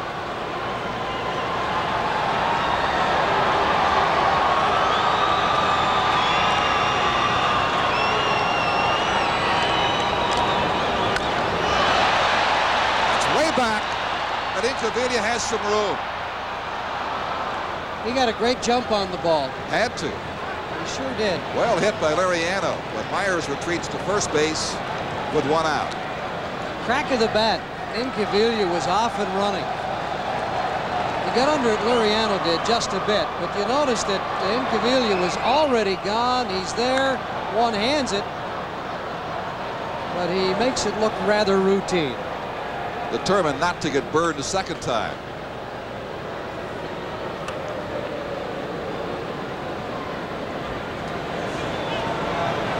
Word from Valentine to his young pitcher as he prepares to face Junior Felix. National League today, Cubs winners. Expos are leading. Rain in Atlanta took care of the activities there.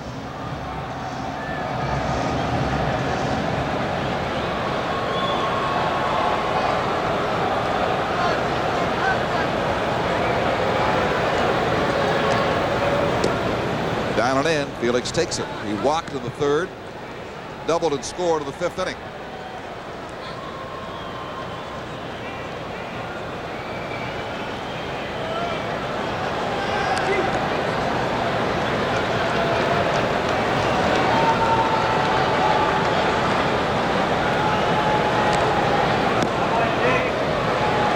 It's just missed at the knees. Bohannon falls behind Felix 2-0. Well, it was Felix, as McLaren flashes those signs, that got the Blue Jays on the scoreboard. Got the ball rolling in the fifth inning with that double down. Those two close pitches make me wonder, are we seeing a more patient Felix this time around? Ball three. He's been a pretty free swinging young player, but in this at bat, he's holding back.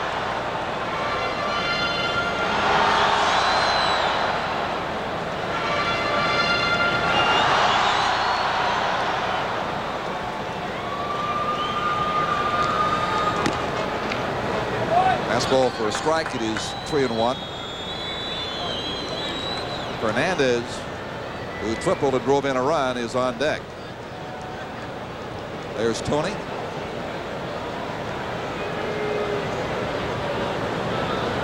Jays on top 2-0. Myers off and running, but the walk is issued, so he slows down at second base. Felix at first for Tony Fernandez. It's still only a 2-0 ball game here in the sixth inning, so I'm not sure that Valentine will want to stay much longer with the rookie Bohannon, because the Rangers still got a chance to win this ball game. Well, not having seen him walk two of the three hitters and have the other hit a fairly deep fly ball to left, so he'll watch him very carefully, I'm sure. The ex-Dodger, Bobby Valentine.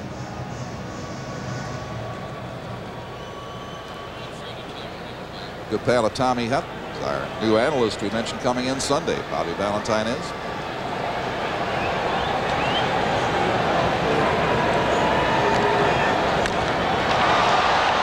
to center field, but Pettis leisurely takes a couple of steps back and makes the catch. Tag made. On to third base goes Myers with 2 out. Well, that's alert baseball by Greg Myers. Pettis doesn't have a great arm, and he picked up his third base coach, John McLaren, and watched McLaren, kept his eyes on him, and then made the move to third. And here is Mookie on the heels of his RBI single in the 5th inning.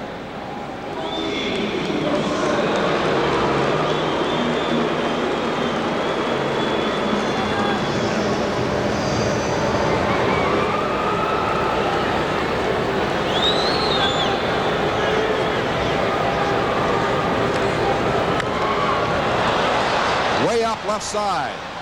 Michelle running out of room. Watches it land about 12 rows deep. Don, I'll never forget last season when Mookie Wilson joined the Toronto Blue Jays. First night he went 0 for 4. I was sitting down by the dugout in his second start, and I can remember he hit a single to center field. He stretched it into a double, and to me it was that very one base hit that turned the season around, of course, after Cito took over. Because I looked into the dugout, and here's a guy, 33 years old, stretching a single into a double, really flying, really hustling, and the guys in the dugout were a little amazed at Mookie. I mean, you're talking a routine single to center field, and that made the difference, I thought. It gave that ball club a big inspiration. He indeed was the igniter who turned the season around in a hurry.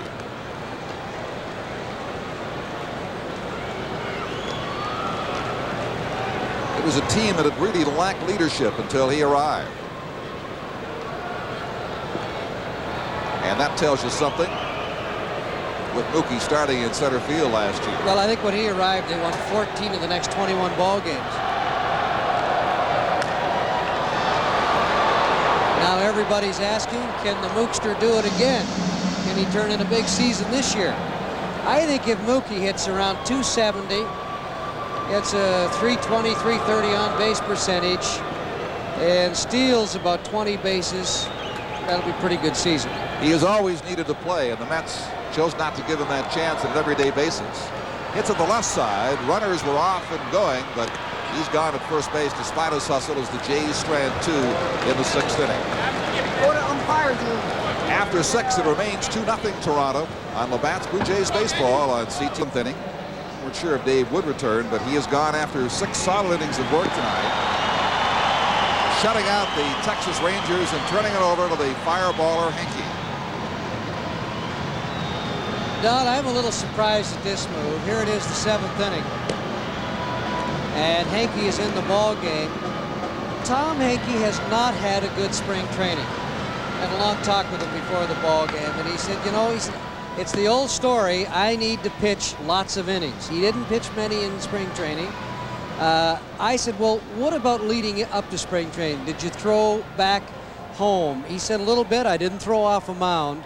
You'd almost think that a guy with a new contract that he's getting over $7 million, that knowing that he's a slow starter, they would throw a little more before he gets to spring training. As Galen Cisco on the left, the pitching coach, and Cito Gaston. So Tom Henke is into the ball game, and he's going to get a shot at it. You don't often see him this early in a ball game, this early in the season, certainly. Hard hop to Fernandez. He handles it well, and Franco is gone. Dave Stieb, though, was brilliant tonight. A 2-hitter, and just a great job. 81 pitches, and I guess they deemed that was enough this early in the year.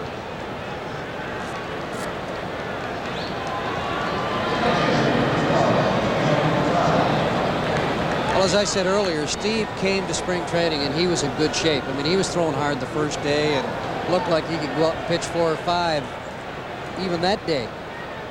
So of all the pitchers, I would say he was in the best shape. This is Petrale, 0 for 2. Did hit the ball hard to McGriff, though, in the 5th inning. Cuts it foul the plate for a strike. Likes to hit on the road a lot more than in Arlington, strangely enough. That is an amazing number. Here comes Cito.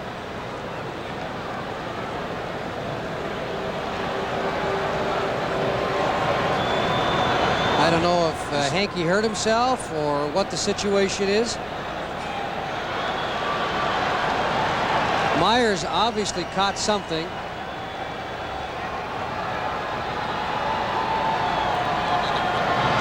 Cito making sure that all is well with his big stopper. And Hanky says it is. The Tigers come in. Cecil Fielder and Lloyd Moseby among them. May 4th, 5th, and 6th here in the SkyDome for a 3-game series.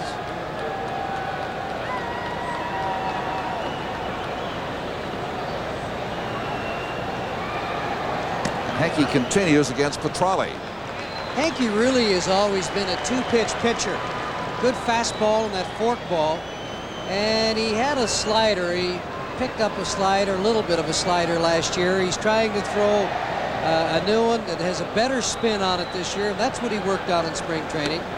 Upstairs to Petrale, 1 and 2. He had a horrendous earned run average of 10.50, working 6 innings in the spring, and gave up 2 home runs. So as you say, not a vintage Hanky spring.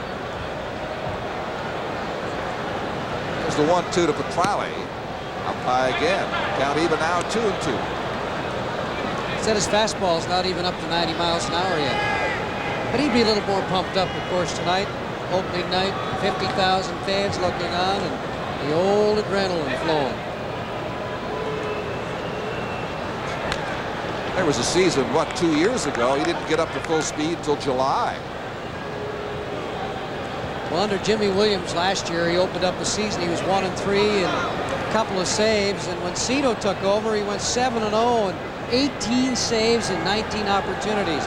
But I don't think it was so much Jimmy to Cito. It was a situation where it was early in the season. Stroke to center. Wilson retreats, makes the catch to get Petrale. And Hanky wasn't ready.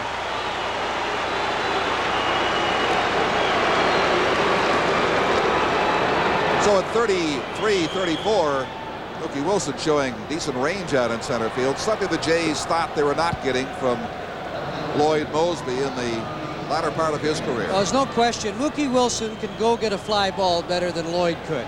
The only thing is Mookie does not have a good arm, but then again, neither did Lloyd. So it's a question. The one thing that Mookie might give you is a little more speed on the base paths, but I think he's a better outfielder. Ball 1 to Incaviglia, and an opening day in Fenway. Moseby got burned by that lack of range. A ball over his head in center field.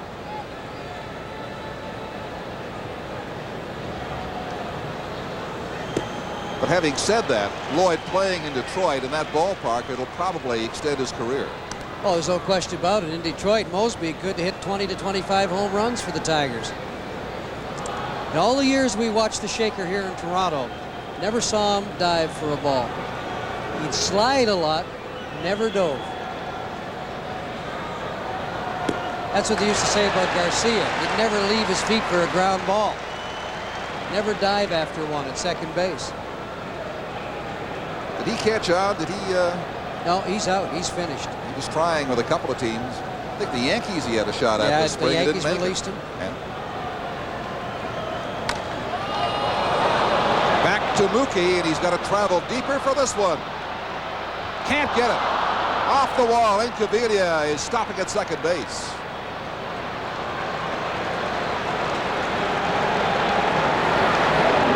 Straight away center field, just beyond the grasp of Mookie Wilson. Well, it was a fastball he was sitting on. Wilson went back. It's a situation where he looked back a couple of times. Might have jumped too soon. Instead of going to where he thinks the ball will come down and then turn. You can't run and keep looking back like that on a shot that was hit that hard by Incaviglia. He had a couple of steps still left. He didn't realize he sure that. did. He could have gotten closer to the fence. A good outfielder, a guy like Gary Pettis, he'll run to the spot, turn around, and there he is. Ball sitting there waiting for him.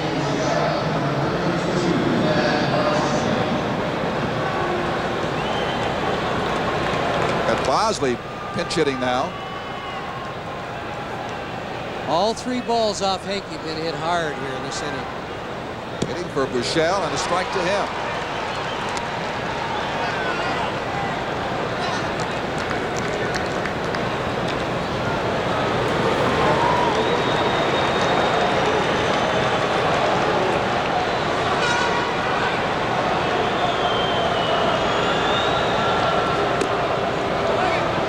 He's a pretty good pinch hitter. He handled that job very well for the Texas Rangers last year. Good low ball hitter. And he'll come up and get a fastball and pick it off when it's high and away. The type of guy that you're going to see a lot of sinker balls or fork balls from Hankey. Bosley fouling it off. He challenged him on that one. Fastball down the pipe.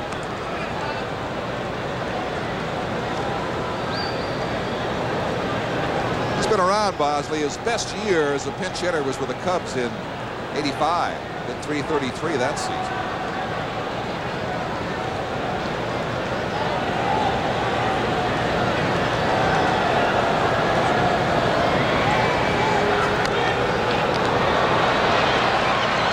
Fading foul and out of play, left side.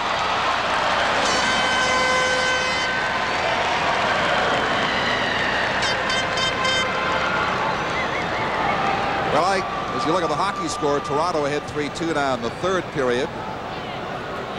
Brennemore has scored his second goal. Hannon, Pearson, and Lehman for the Leafs. 3-2 Toronto. You know, the Leafs have to win to take it back to St. Louis for a fifth game.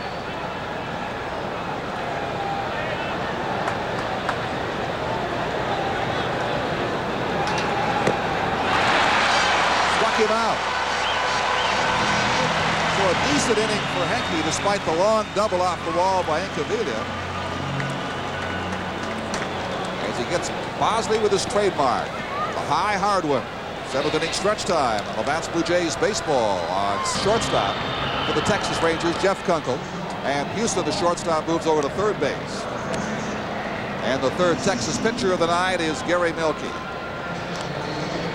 Right-hander. Down and under pitcher. He'll come down and under. He'll throw a sinker ball. And really, that's his one pitch. He gets away from that sinker ball and he's in trouble. He'll throw it 90, 92 miles an hour. He was picked late in the amateur draft, the 26th round back in June of '85 by the Rangers.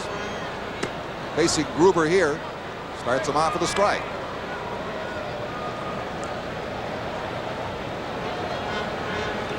He relies on that hard-sinking fastball and the big breaking slider. Tough on right-handers, but not so rough on left-handed hitters. Gruber sends it foul right side. 0-2.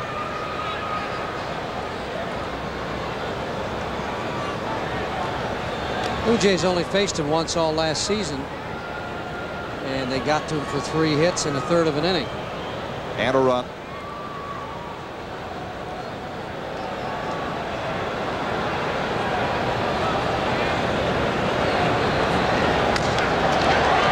For the shortstop, Kunkel. Good hustle by Gruber, but he gets him by a step. Milkey sawed the bat off as all 3 pitches that he threw to Gruber were on the inside part of the plate.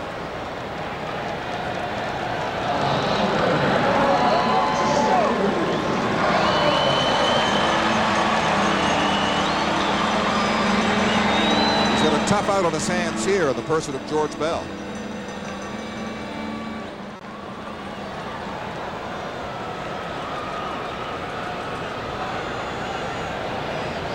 He is hitless tonight, but he has hit the ball hard. Ball 1.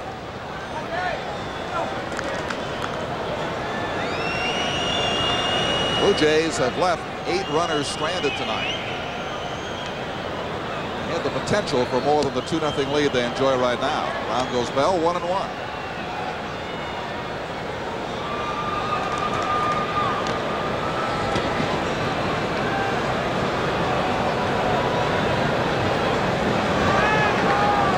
Bell in spring training, sure, he was getting his base hits, but he was not hitting for power. And that's sort of the way we saw him end up the season last year. And is the same factor involved, that lingering shoulder problem of his? Is that the reason for the lack of power?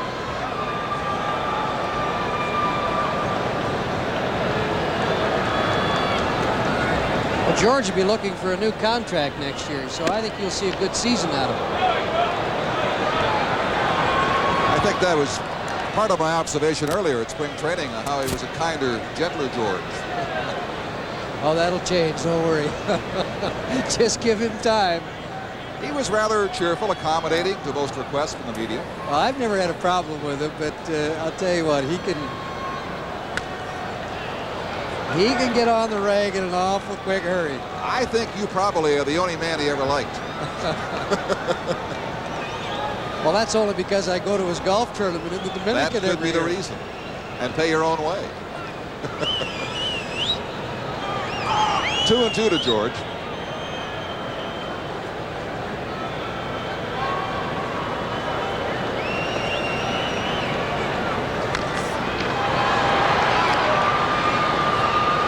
Franco throws him out, so he's gone 0 for 4 tonight.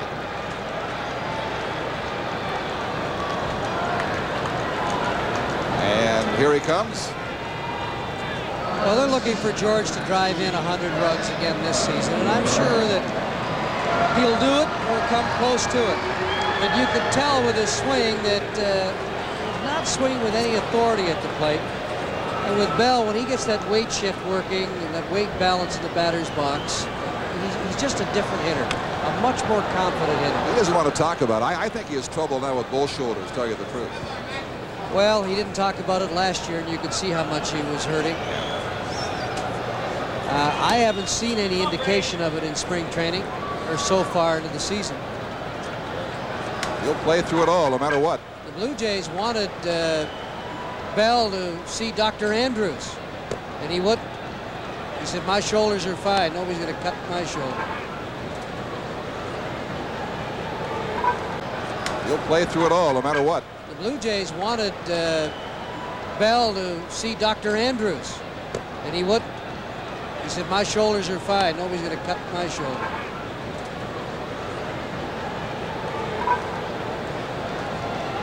McGriff has walked a couple of times.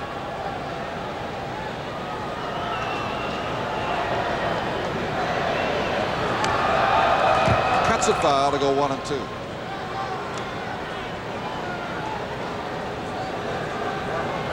Well, the Jays are coming off their worst spring ever. In fact, it was the worst of any of the 26 major league teams, going 4-10.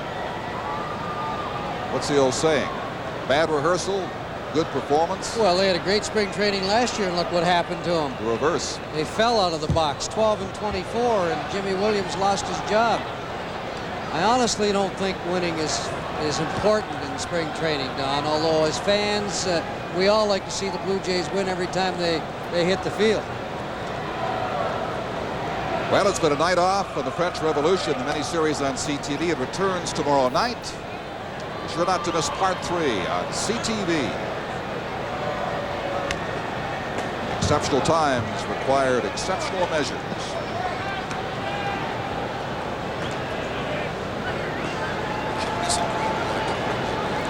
Paul Kilgus and Dwayne Ward are now throwing. Kilgus, the left-hander, they picked him up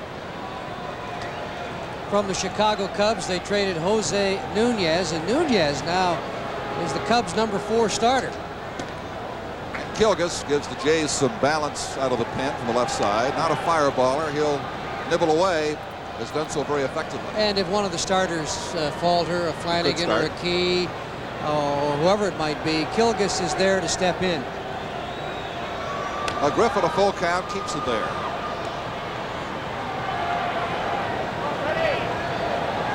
We're in the Toronto 7th. All the scoring came in the 5th. The Jays got 2. They got hit the Rangers 4-3 and lead 2-0 at the bottom of the 7th inning on opening night of the SkyDome.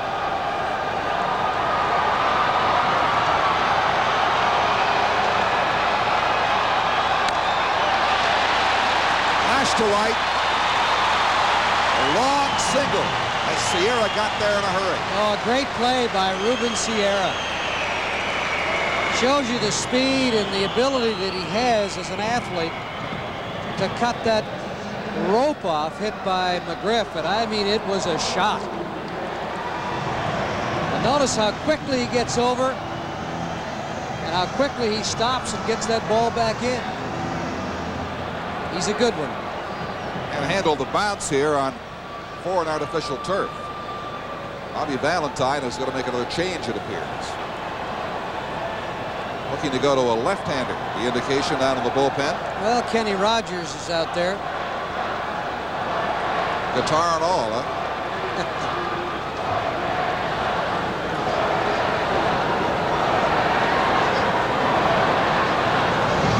So for Milky, you know, he did his job. He's got 2 out. And Valentine now knows, he feels at least, that Cito is going to stick with Olerud against right-handers and left-handers.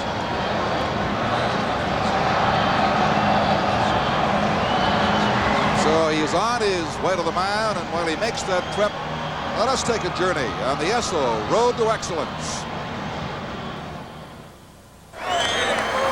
The Esso Road to Excellence with Tommy Hutton, Major League player and broadcaster. With spring here, do you know there are over 350,000 amateur players across Canada poised for another active baseball season? And that doesn't even include the hundreds of thousands more playing softball and t-ball. That's why almost 150 young Canadians are playing college baseball in the States this spring, and over 30 Canadians are playing in the pros. The dreams of today become tomorrow's realities on the Esso Road to Excellence.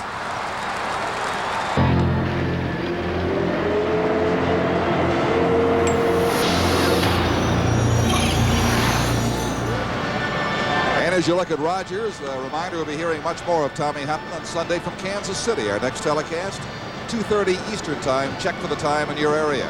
Rogers 3-4 in '89, a decent earned run average for the Texas Rangers. He's still blossoming. He's just 25 years old. Quite a find after 7 minor league seasons. It all came together for him in '89. He was not chosen until the 39th round of the amateur draft, almost an afterthought in '82. But he arrives with a 90-plus fastball, a better-than-average slider, and a pretty effective pitcher for Texas. And folks, with John Olerud, he will stay in the ball game. It tells you what Cito Gaston thinks of him. And I rather suspect that the Blue Jay organization and Cito, they want Olerud as their everyday DH, left-handers, right-handers, doesn't matter who they face. It'll be interesting to see if that's the role they're going in, the direction I should say. I think they are. That may be the intent, obviously, with this move right here. Now, how well he handles it, Olerud, as time goes on will dictate whether or not it becomes the pattern, but they're going to try it, at least for now. Showing tremendous respect and placing a lot of confidence in I'll say it is. A young hitter.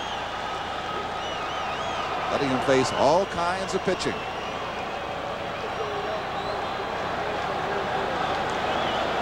NCAA Player of the Year, and had he not had the illness, of course, he would have gone much higher than round 3 when Pat Gillick picked him, and then had a terrible time signing him.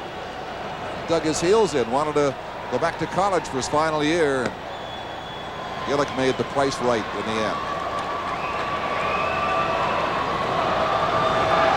I'll tell you what, that pitch didn't miss by much, but he looked like he was taken all the way. 1-1 now. Rogers evens it up. Dale Ford calling balls and strikes. It's the old story, though, late in the ball game, make that pitcher throw you a strike.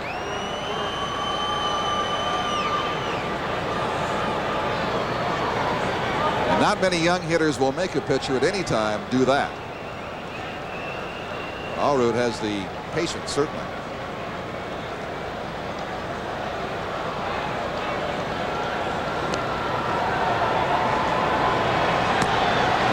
Just missed. 2-1. 4-2. The Leafs have survived. Will take it back to St. Louis. for the Blues in front 3-1 now. Ed Olczyk getting the insurance goal into an open net. 4-2 Toronto finals. So we welcome all you hockey fans and your converters who just jumped back to us.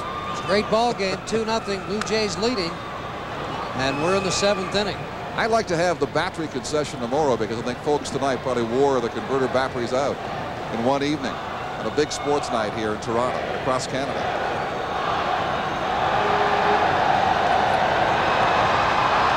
Rogers is a 4-pitch pitcher who happens to have a 90-mile-an-hour fastball.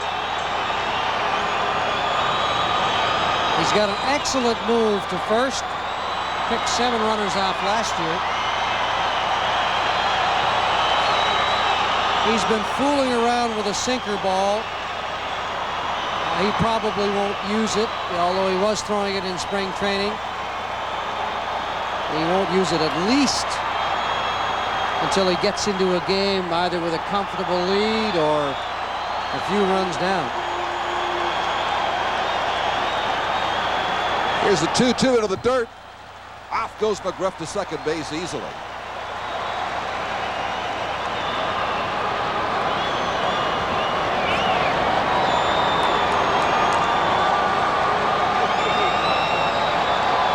Now Petrelli is just telling Rogers to relax, calm down. Don't forget, Kenny, you got another rookie at the plate. Rogers was the setup man for Russell last season. They would pick their spots for Kenny, usually a batter here, a couple of batters there in key situations. He appeared in 73 games. And he was tough against the Blue Jays. Only 1 earned run for Toronto in 10 in the 3rd innings. Just missed. Oru takes the walk. They're at first and second, 2 out for the catcher, Greg Myers. Don, he took some great pitches, didn't he? I mean, pitches that are borderline. Not sure we're going to see Myers. Nobody has emerged yet from the Blue Jay dugout. Well, they might go to wait and see. Manny Here's Lee. Borders getting ready.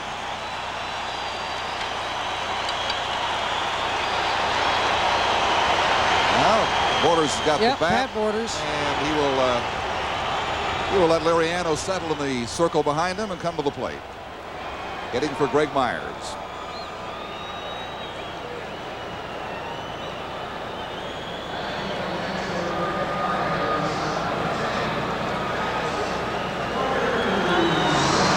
Well, as you are all aware of, Borders, first ball, fastball hitter. And he's up there hacking away. And you can almost bet on the fact that he'll go after that first pitch if it's anywhere close. You also know that he was not a catcher early in his career, had to learn that position, has learned it exceptionally well. Learned it in a hurry at the major league level. He's been known to deliver runs, though, as you can see. 288 with men in scoring position last year. He's got McGriff at second, Orude at first.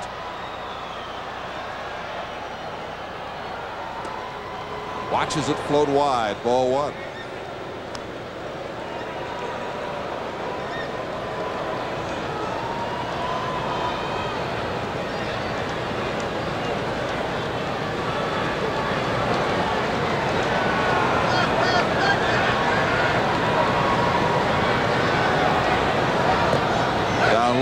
At his own mini training camp during the lockout.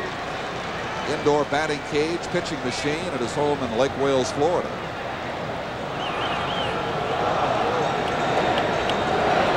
Well, you look back at his numbers from last year, he had his most success against the Texas Rangers, hit close to 400. Lifetime 324 against this team. But nothing here as the Jays strand 2 more. They have left a total of 10 on the night. It remains after 7. Toronto 2 and Texas nothing on Labatt's Blue Jays baseball on CTV. One of the best fastballs in the game he possesses, often in the 91, 92 mile-an-hour range. Of course, as you know, his trouble has been controlling that, and his control has varied over the years, but certainly he's come a long way since arriving from Atlanta. Don, he's had one other problem, too. He has always been a 1-speed pitcher. whether it be a fastball or a slider. In spring training, he's been working on a split-fingered fastball, and that'll be his change of speed pitch. Now, if he can perfect that, he'll be that much better.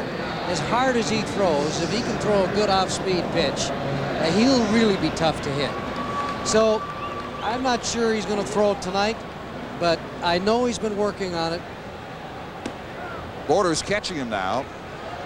The scouts, though, are quick to warn, though, that Dwayne can develop arm problems if he doesn't change his mechanics. They love his fastball, but coming across his body and slinging it in the way he does. Well, he's a horse. He's done it all these years, and I'm sure he'll continue to do it. He hasn't had any arm problems. Not yet, 26 years of age.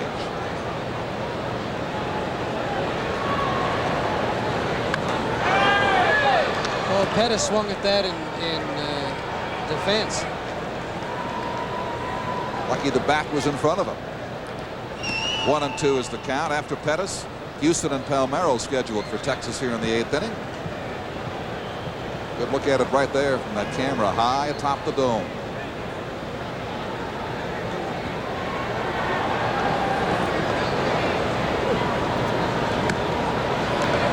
Pettis laying off has been regarded as a sucker for the high fastball over the years. Learning to hold back on that against this kind of pitcher. You remember how last year started. Hanky started slow, and one of the reasons that he was sharing the stopper's role with Dwayne Ward. Well, that came to an end when Jimmy Williams left, and it was handed to Hanky where it belonged.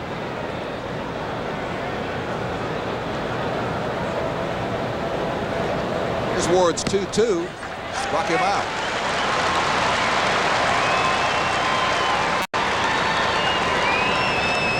Stieb fanned 4. Hanky got 1.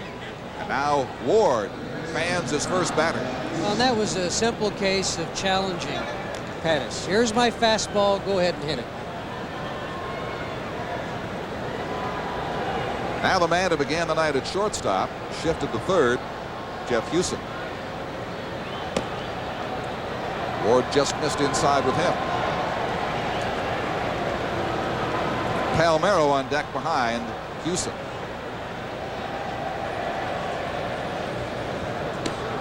Inside again, 2-0.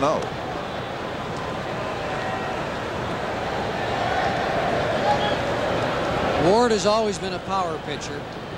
You know, he was a little upset because there were some reports that said that he was tired the second half of the season.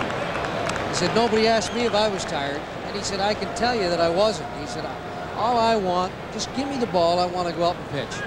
And I know you look at the ERA, there's no question.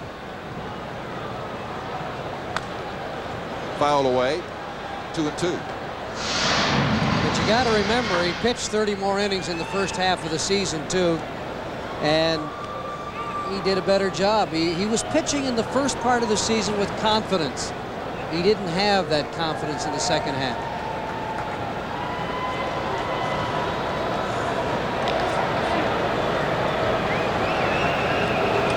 And he was powerful enough to strike out 122 in a little over 114 innings. And he led the Blue Jay staff in strikeouts.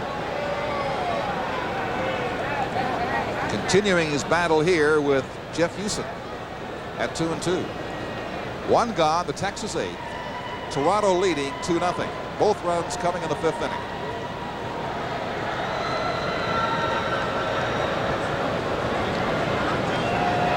But again, the Blue Jays looking a lot like the '89 Blue Jays, leaving too many men on base, wasting some good scoring chances. They've stranded 10 so far tonight.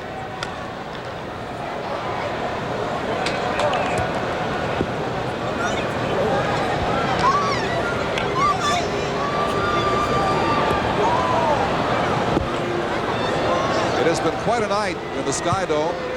50,000 plus. Presidents, prime ministers in attendance. And I can assume that our honored guests have departed for the night now. Commissioner of Baseball's here as well. Ray Vincent. Wilson collects the liner from Houston for the second out. This game seen not just across Canada on CTV, but across the United States as well tonight. So again, Toronto is in the sports spotlight. The president of the American League, Dr. Bobby Brown, is here with his lovely wife.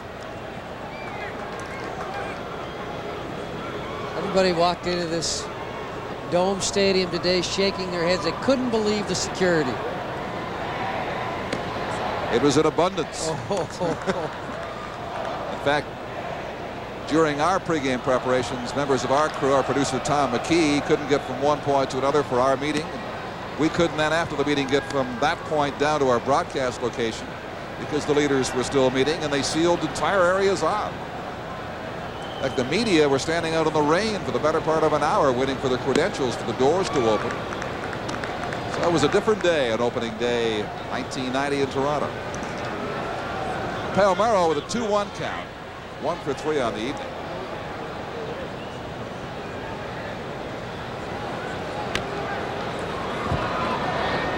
Two and two.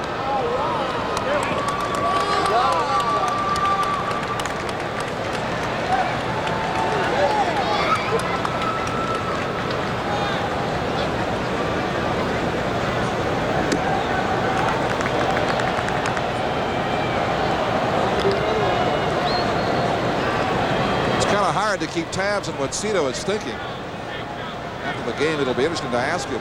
Henke in the 7th inning, 1 inning only. This is a solid shot into left center field.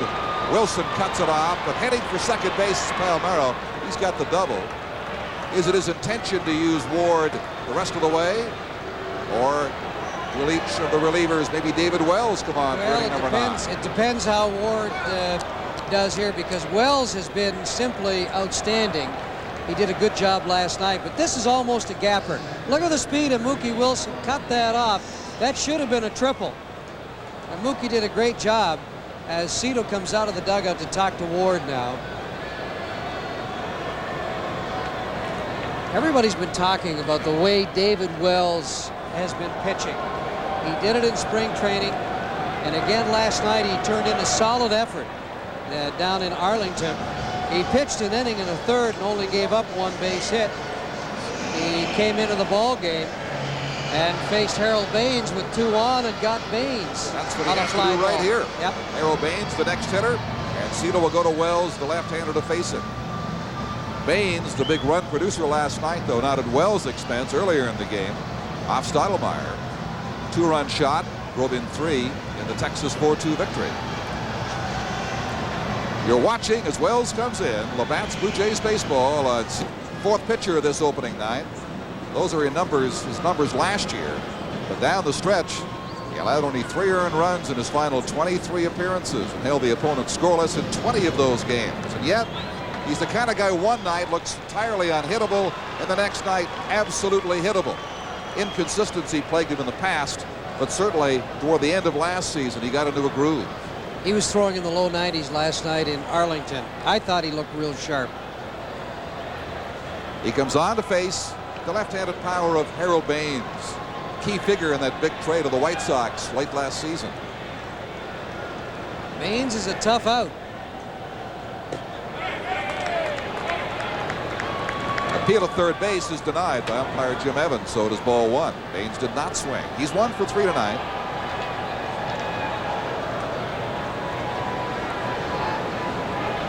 Palmeiro at second base. Baines brings the Texas tying run to the plate with 2 out here in the 8th inning.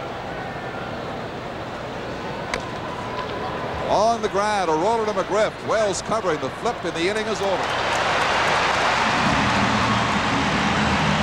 play that they practice quite a bit in spring training. See him doing it every day. The pitcher covering at first. It should be routine, and Wells made it routine. Rangers lead their 6th base runner. It remains 2-0 Toronto on Labatt's Blue Jays baseball 2-0 lead of the home half of the 8th inning. Nelson Laureano, Junior Felix, and Tony Fernandez. The Dominican connection scheduled for the Jays in this inning. Laureano hitless tonight. Felix has been on 3 times, has scored along with a double, and Fernandez has tripled, driving in a run also.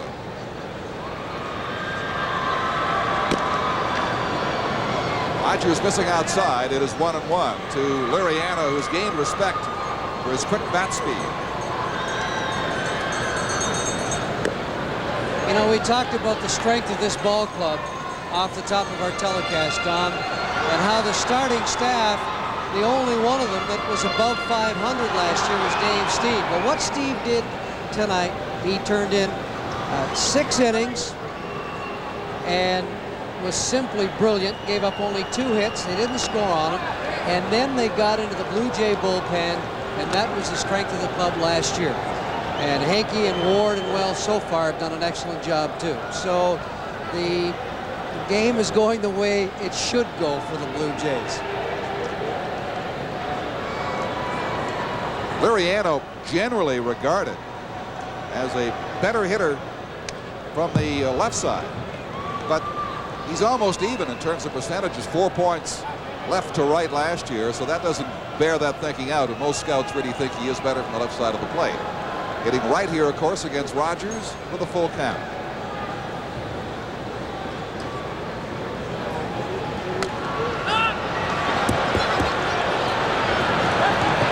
Palmeiro does get it. Reaches into the photographer's bay and somehow comes away with it. Well, that was a pretty good effort.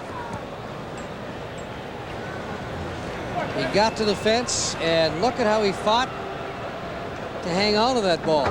He knew where the fence was. Of course, the players in the dugout, as close as he was, they were helping him out. Yeah, he was in friendly territory over there.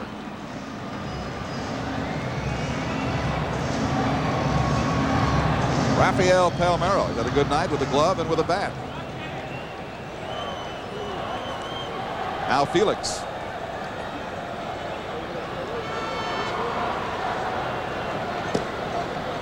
Breaking ball, taken for ball 1. Where Tommy Hutton is in sunny California, Minnesota's jumped on top of Oakland 1-0 tonight.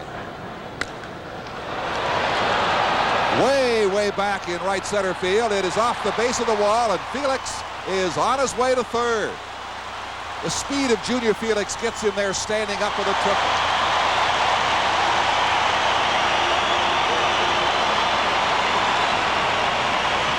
Don, I'd love to see a foot race from home to third between Junior Felix and Mookie Wilson, the veteran. Watch Felix fly around these bases. And for a little guy, he's got so much power. A shot to deep right, short hops the wall. Pettis gets back there in time, but Felix is easily standing up at third. Well, he did it last year. He found the gap time and time again. Led all rookies in the league in runs and triples last year. Collects his first triple of 1990 to go with his double and 2 walks tonight. What Felix will have to prove this year, if he can do it for 162 games. He had a great first half last year and really tailed off in the second half. But his encounters with fences in New York and Boston might have had a role in that too. He had injury problems later on, and pitchers, as you suggest, got to know him a little better, handle him a lot better, but he's off to a great start tonight. Here is Tony Fernandez to the shortstop. Infield was in, so Felix stayed at third. Kunkel throws him out.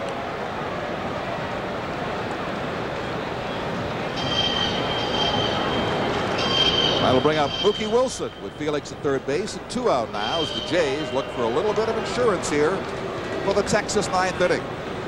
Sierra, Franco, and Petrale are the scheduled hitters.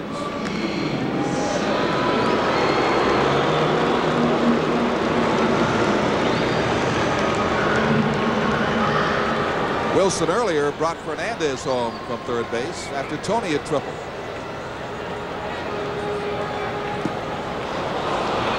Swings at a low offering, strike 1.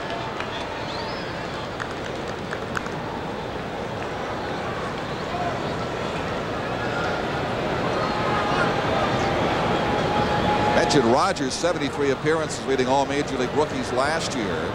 He had never pitched in more than 39 games in any one of his 7 previous pro seasons, so he got a lot more work at 89. A little breaking ball is taken for strike 2.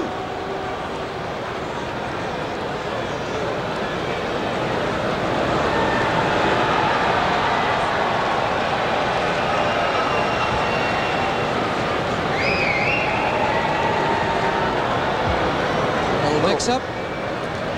Petrale wants some first-hand communications. Face-to-face. Next 2 games between these 2 clubs. Kevin Brown will face John Cerruti tomorrow. And Jamie Moyer against Mike Flanagan on Thursday. Moyer, the ex-Cub, part of that big trade involving Palmeiro.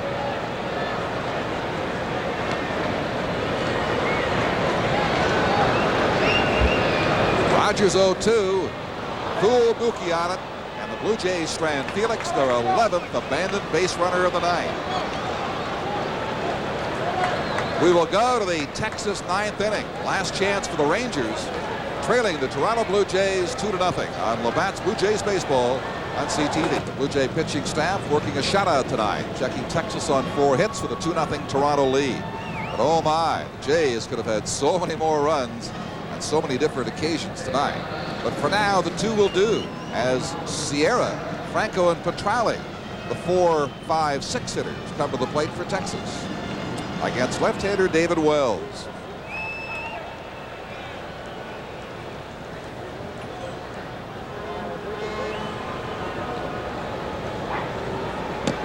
Low to Sierra, a very tough out, nonetheless hitless tonight. Well, there's no question, Don, he's the most dangerous hitter in their lineup. Ideally, if Bobby Valentine had his way, he'd have him wait 1 or 2 times because he doesn't want him leading off.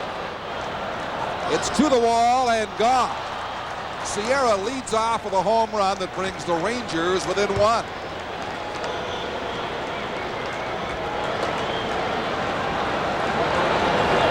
Well, Wells got one up in Sierra's wheelhouse. And the way Bell played that ball, it looked like he might have had a shot at it, but he didn't. Just made it over the fence, but they count. Well, he gave it all he had. He just couldn't get to it. George out in left field against the fence. So high fives all right on the Texas dugout, and they are alive. A run down with Franco at the plate. Strike 1.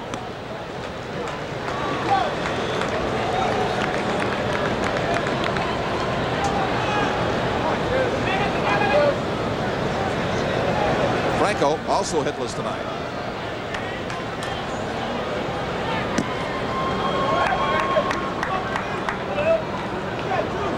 One and one. All the Rangers will be looking to do is get a base runner now and move him on down to second. At least try and tie this game up.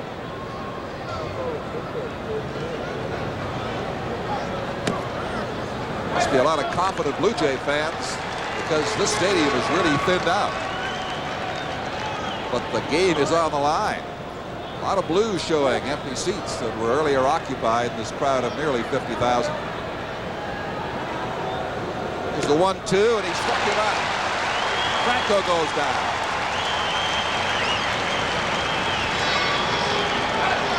Good curveball. Bottom falls out. Strikeout number 2 for Mr. Wells.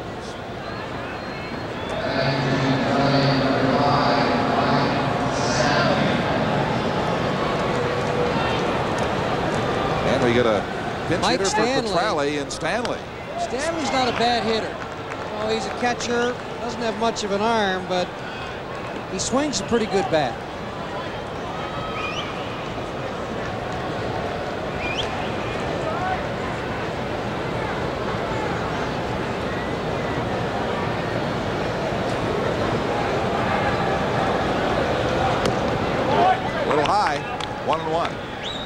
Schedule after Stanley is Incaviglia.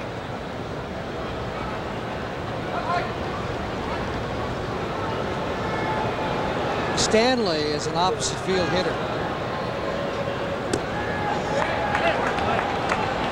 Takes ball 2, 2-1.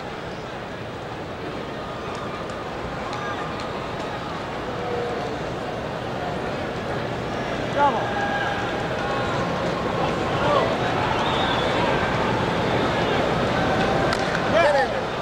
Hard shot, up with it is Liriano. He throws out Stanley for the second out. Blue Jays an out away. with Incaviglia. And he's the guy they've got to be careful with, Don. One swing of the bat can tie up this game. He has doubled tonight and walked. Also popped up to second base. Incaviglia, he likes the ball down an inning. Excellent fastball hitter. Strike taken. He sure didn't like that call. It looked like it was up in the strike zone. Borderline, but Wells got the call.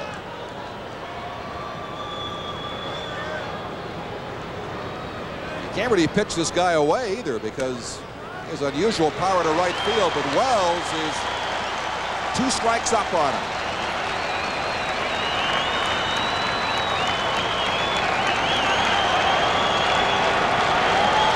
This pitch has got to be right in on his hands. If nothing else, move him back off the plate. No, he's going outside. 1-2. Jays a pitch away from winning their 4th home opener in a row.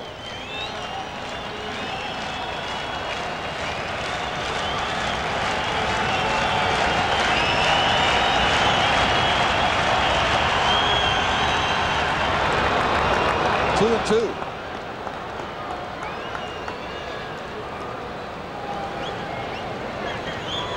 It's been a great game tonight, hasn't it? You like pitching, defense, and doubles, triples in the gap, home run by Sierra, a little bit of everything, really. Struck him out of the Jays. Oh. High and hard. Incaviglia couldn't hold back. Well, pitching is the name of the game, and that's what it was for the Blue Jays tonight. Dave Stieb, 6 outstanding innings, just 2 hits, struck out 4, walked a pair. Hanky came in for an inning, gave up a hit. Dwayne Ward, 2/3 of an inning, gave up a hit. And then Wells finished it off and, of course, gets his first save of the season. Before you, the Labatt's players of the game are Dave Stieb for Toronto and Rafael Palmeiro of Texas. And a cash donation will be made on their behalf to cystic fibrosis by Cannon. And Weed Eater, an amateur baseball team, will also be their guests at a future game. So Steve, the pitching star for the Jays, and Felix with the bat. Toronto wins it by a score of 2-1 over Texas in the Security Dome tonight. You're watching Labatt's Blue Jays band to work after Steve went home for the night. Little scare from Sierra with a home run in the 9th inning, but they got the job done. And you got to feel sorry for Charlie Hough, who I thought turned in just an excellent effort for the Texas Rangers tonight. You know, at 42, he still throws a great knuckleball. And you know what? Only 160 games left. What do you think of that? Oh, I'm going to love every minute of it. Yep, I am too. Down the road, we next stop in Kansas City. These two gentlemen stopped in tonight. The right-hander was Mulroney, and the left-hander was Bush, as they shared the honors of opening pitch. And tonight, this man's team wasn't quite as good as Mr. Mulroney's team, as the Blue Jays beat the Texas Rangers by a final score of 2-1, avenging the 4-2 loss last night at Arlington, and they'll tee it up again tomorrow.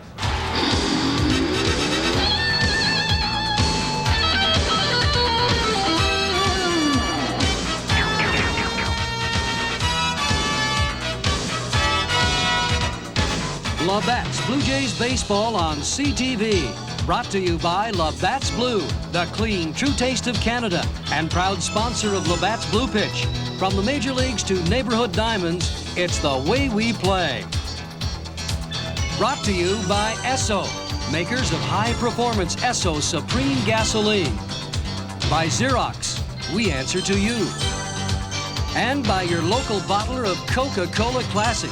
You can't beat the real thing.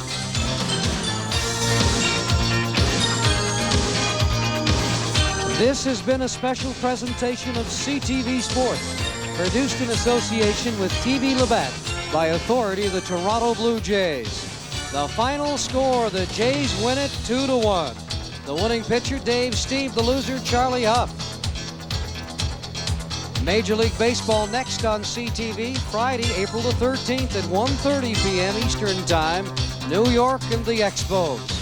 And the next Blue Jays game on CTV, Sunday, April the 15th against Kansas City, 2:30 Eastern. Check your local listings. Tomorrow night, Robespierre, claiming a reign of virtue, unleashes a bloody reign of terror never again equaled in history. The years of rage continue on the sweeping saga of the French Revolution. Tomorrow night on CTV.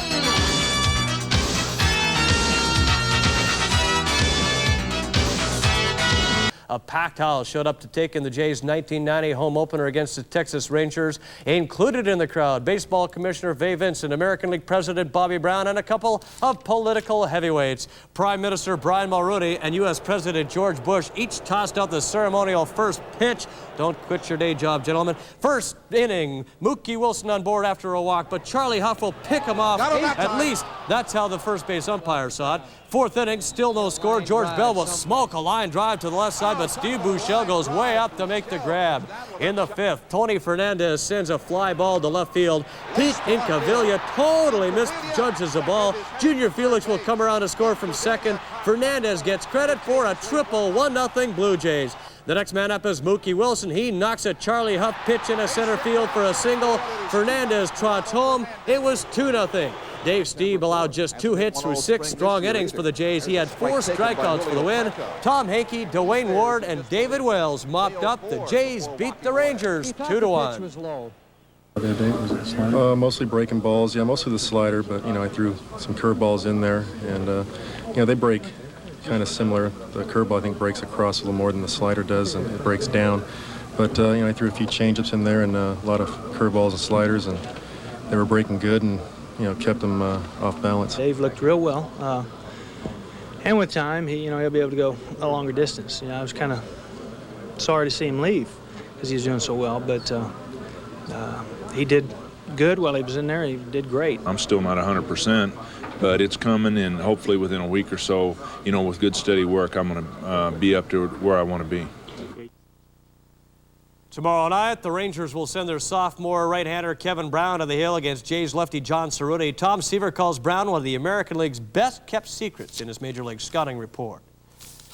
George Bush throwing out the ceremonial opening pitches, and of course, these fellows are good sports. They shook hands and tossed the balls into the stands and even autographed them. Jays got a runner on in the first inning. However, Mookie Wilson picked off on first by Charlie Hough. Nice move there. Jays break a scoreless tie in the fifth inning with Felix at second. Tony Fernandez lines his pitch into the left field area. Pete Incaviglia, misjudges the ball. Sails right over his head. Nice fake. Junior Felix comes in to score easily as Fernandez, he goes into third, and there's really no play at all there. It's 1-0. Mookie Wilson then golfs this pitch into the left center, cashing in Fernandez from third. 2-0 Jays after 5. Dave Stieb, we talked about him. He was excellent tonight. Pitched 6 innings of 2-hit ball, not giving up a run. Here he gets Ruben Sierra to ground out to Fred McGriff. Texas closed the gap in the top of the ninth with a leadoff homer. It's 2-1. David Wells gets the game over with right here to Pete Incaviglia. Struck him out high and hard to the outside. 2-1 is the final. Jays over the Rangers, so the Jays are 1-1 in the season. Steve gets the win. Huff takes the loss. Wells gets the save. And we hope to have some post-game reports, comments rather, later in this broadcast. I should tell you that they meet again tomorrow night, and it'll be John Cerruti for Toronto, 7:35 at the SkyDome.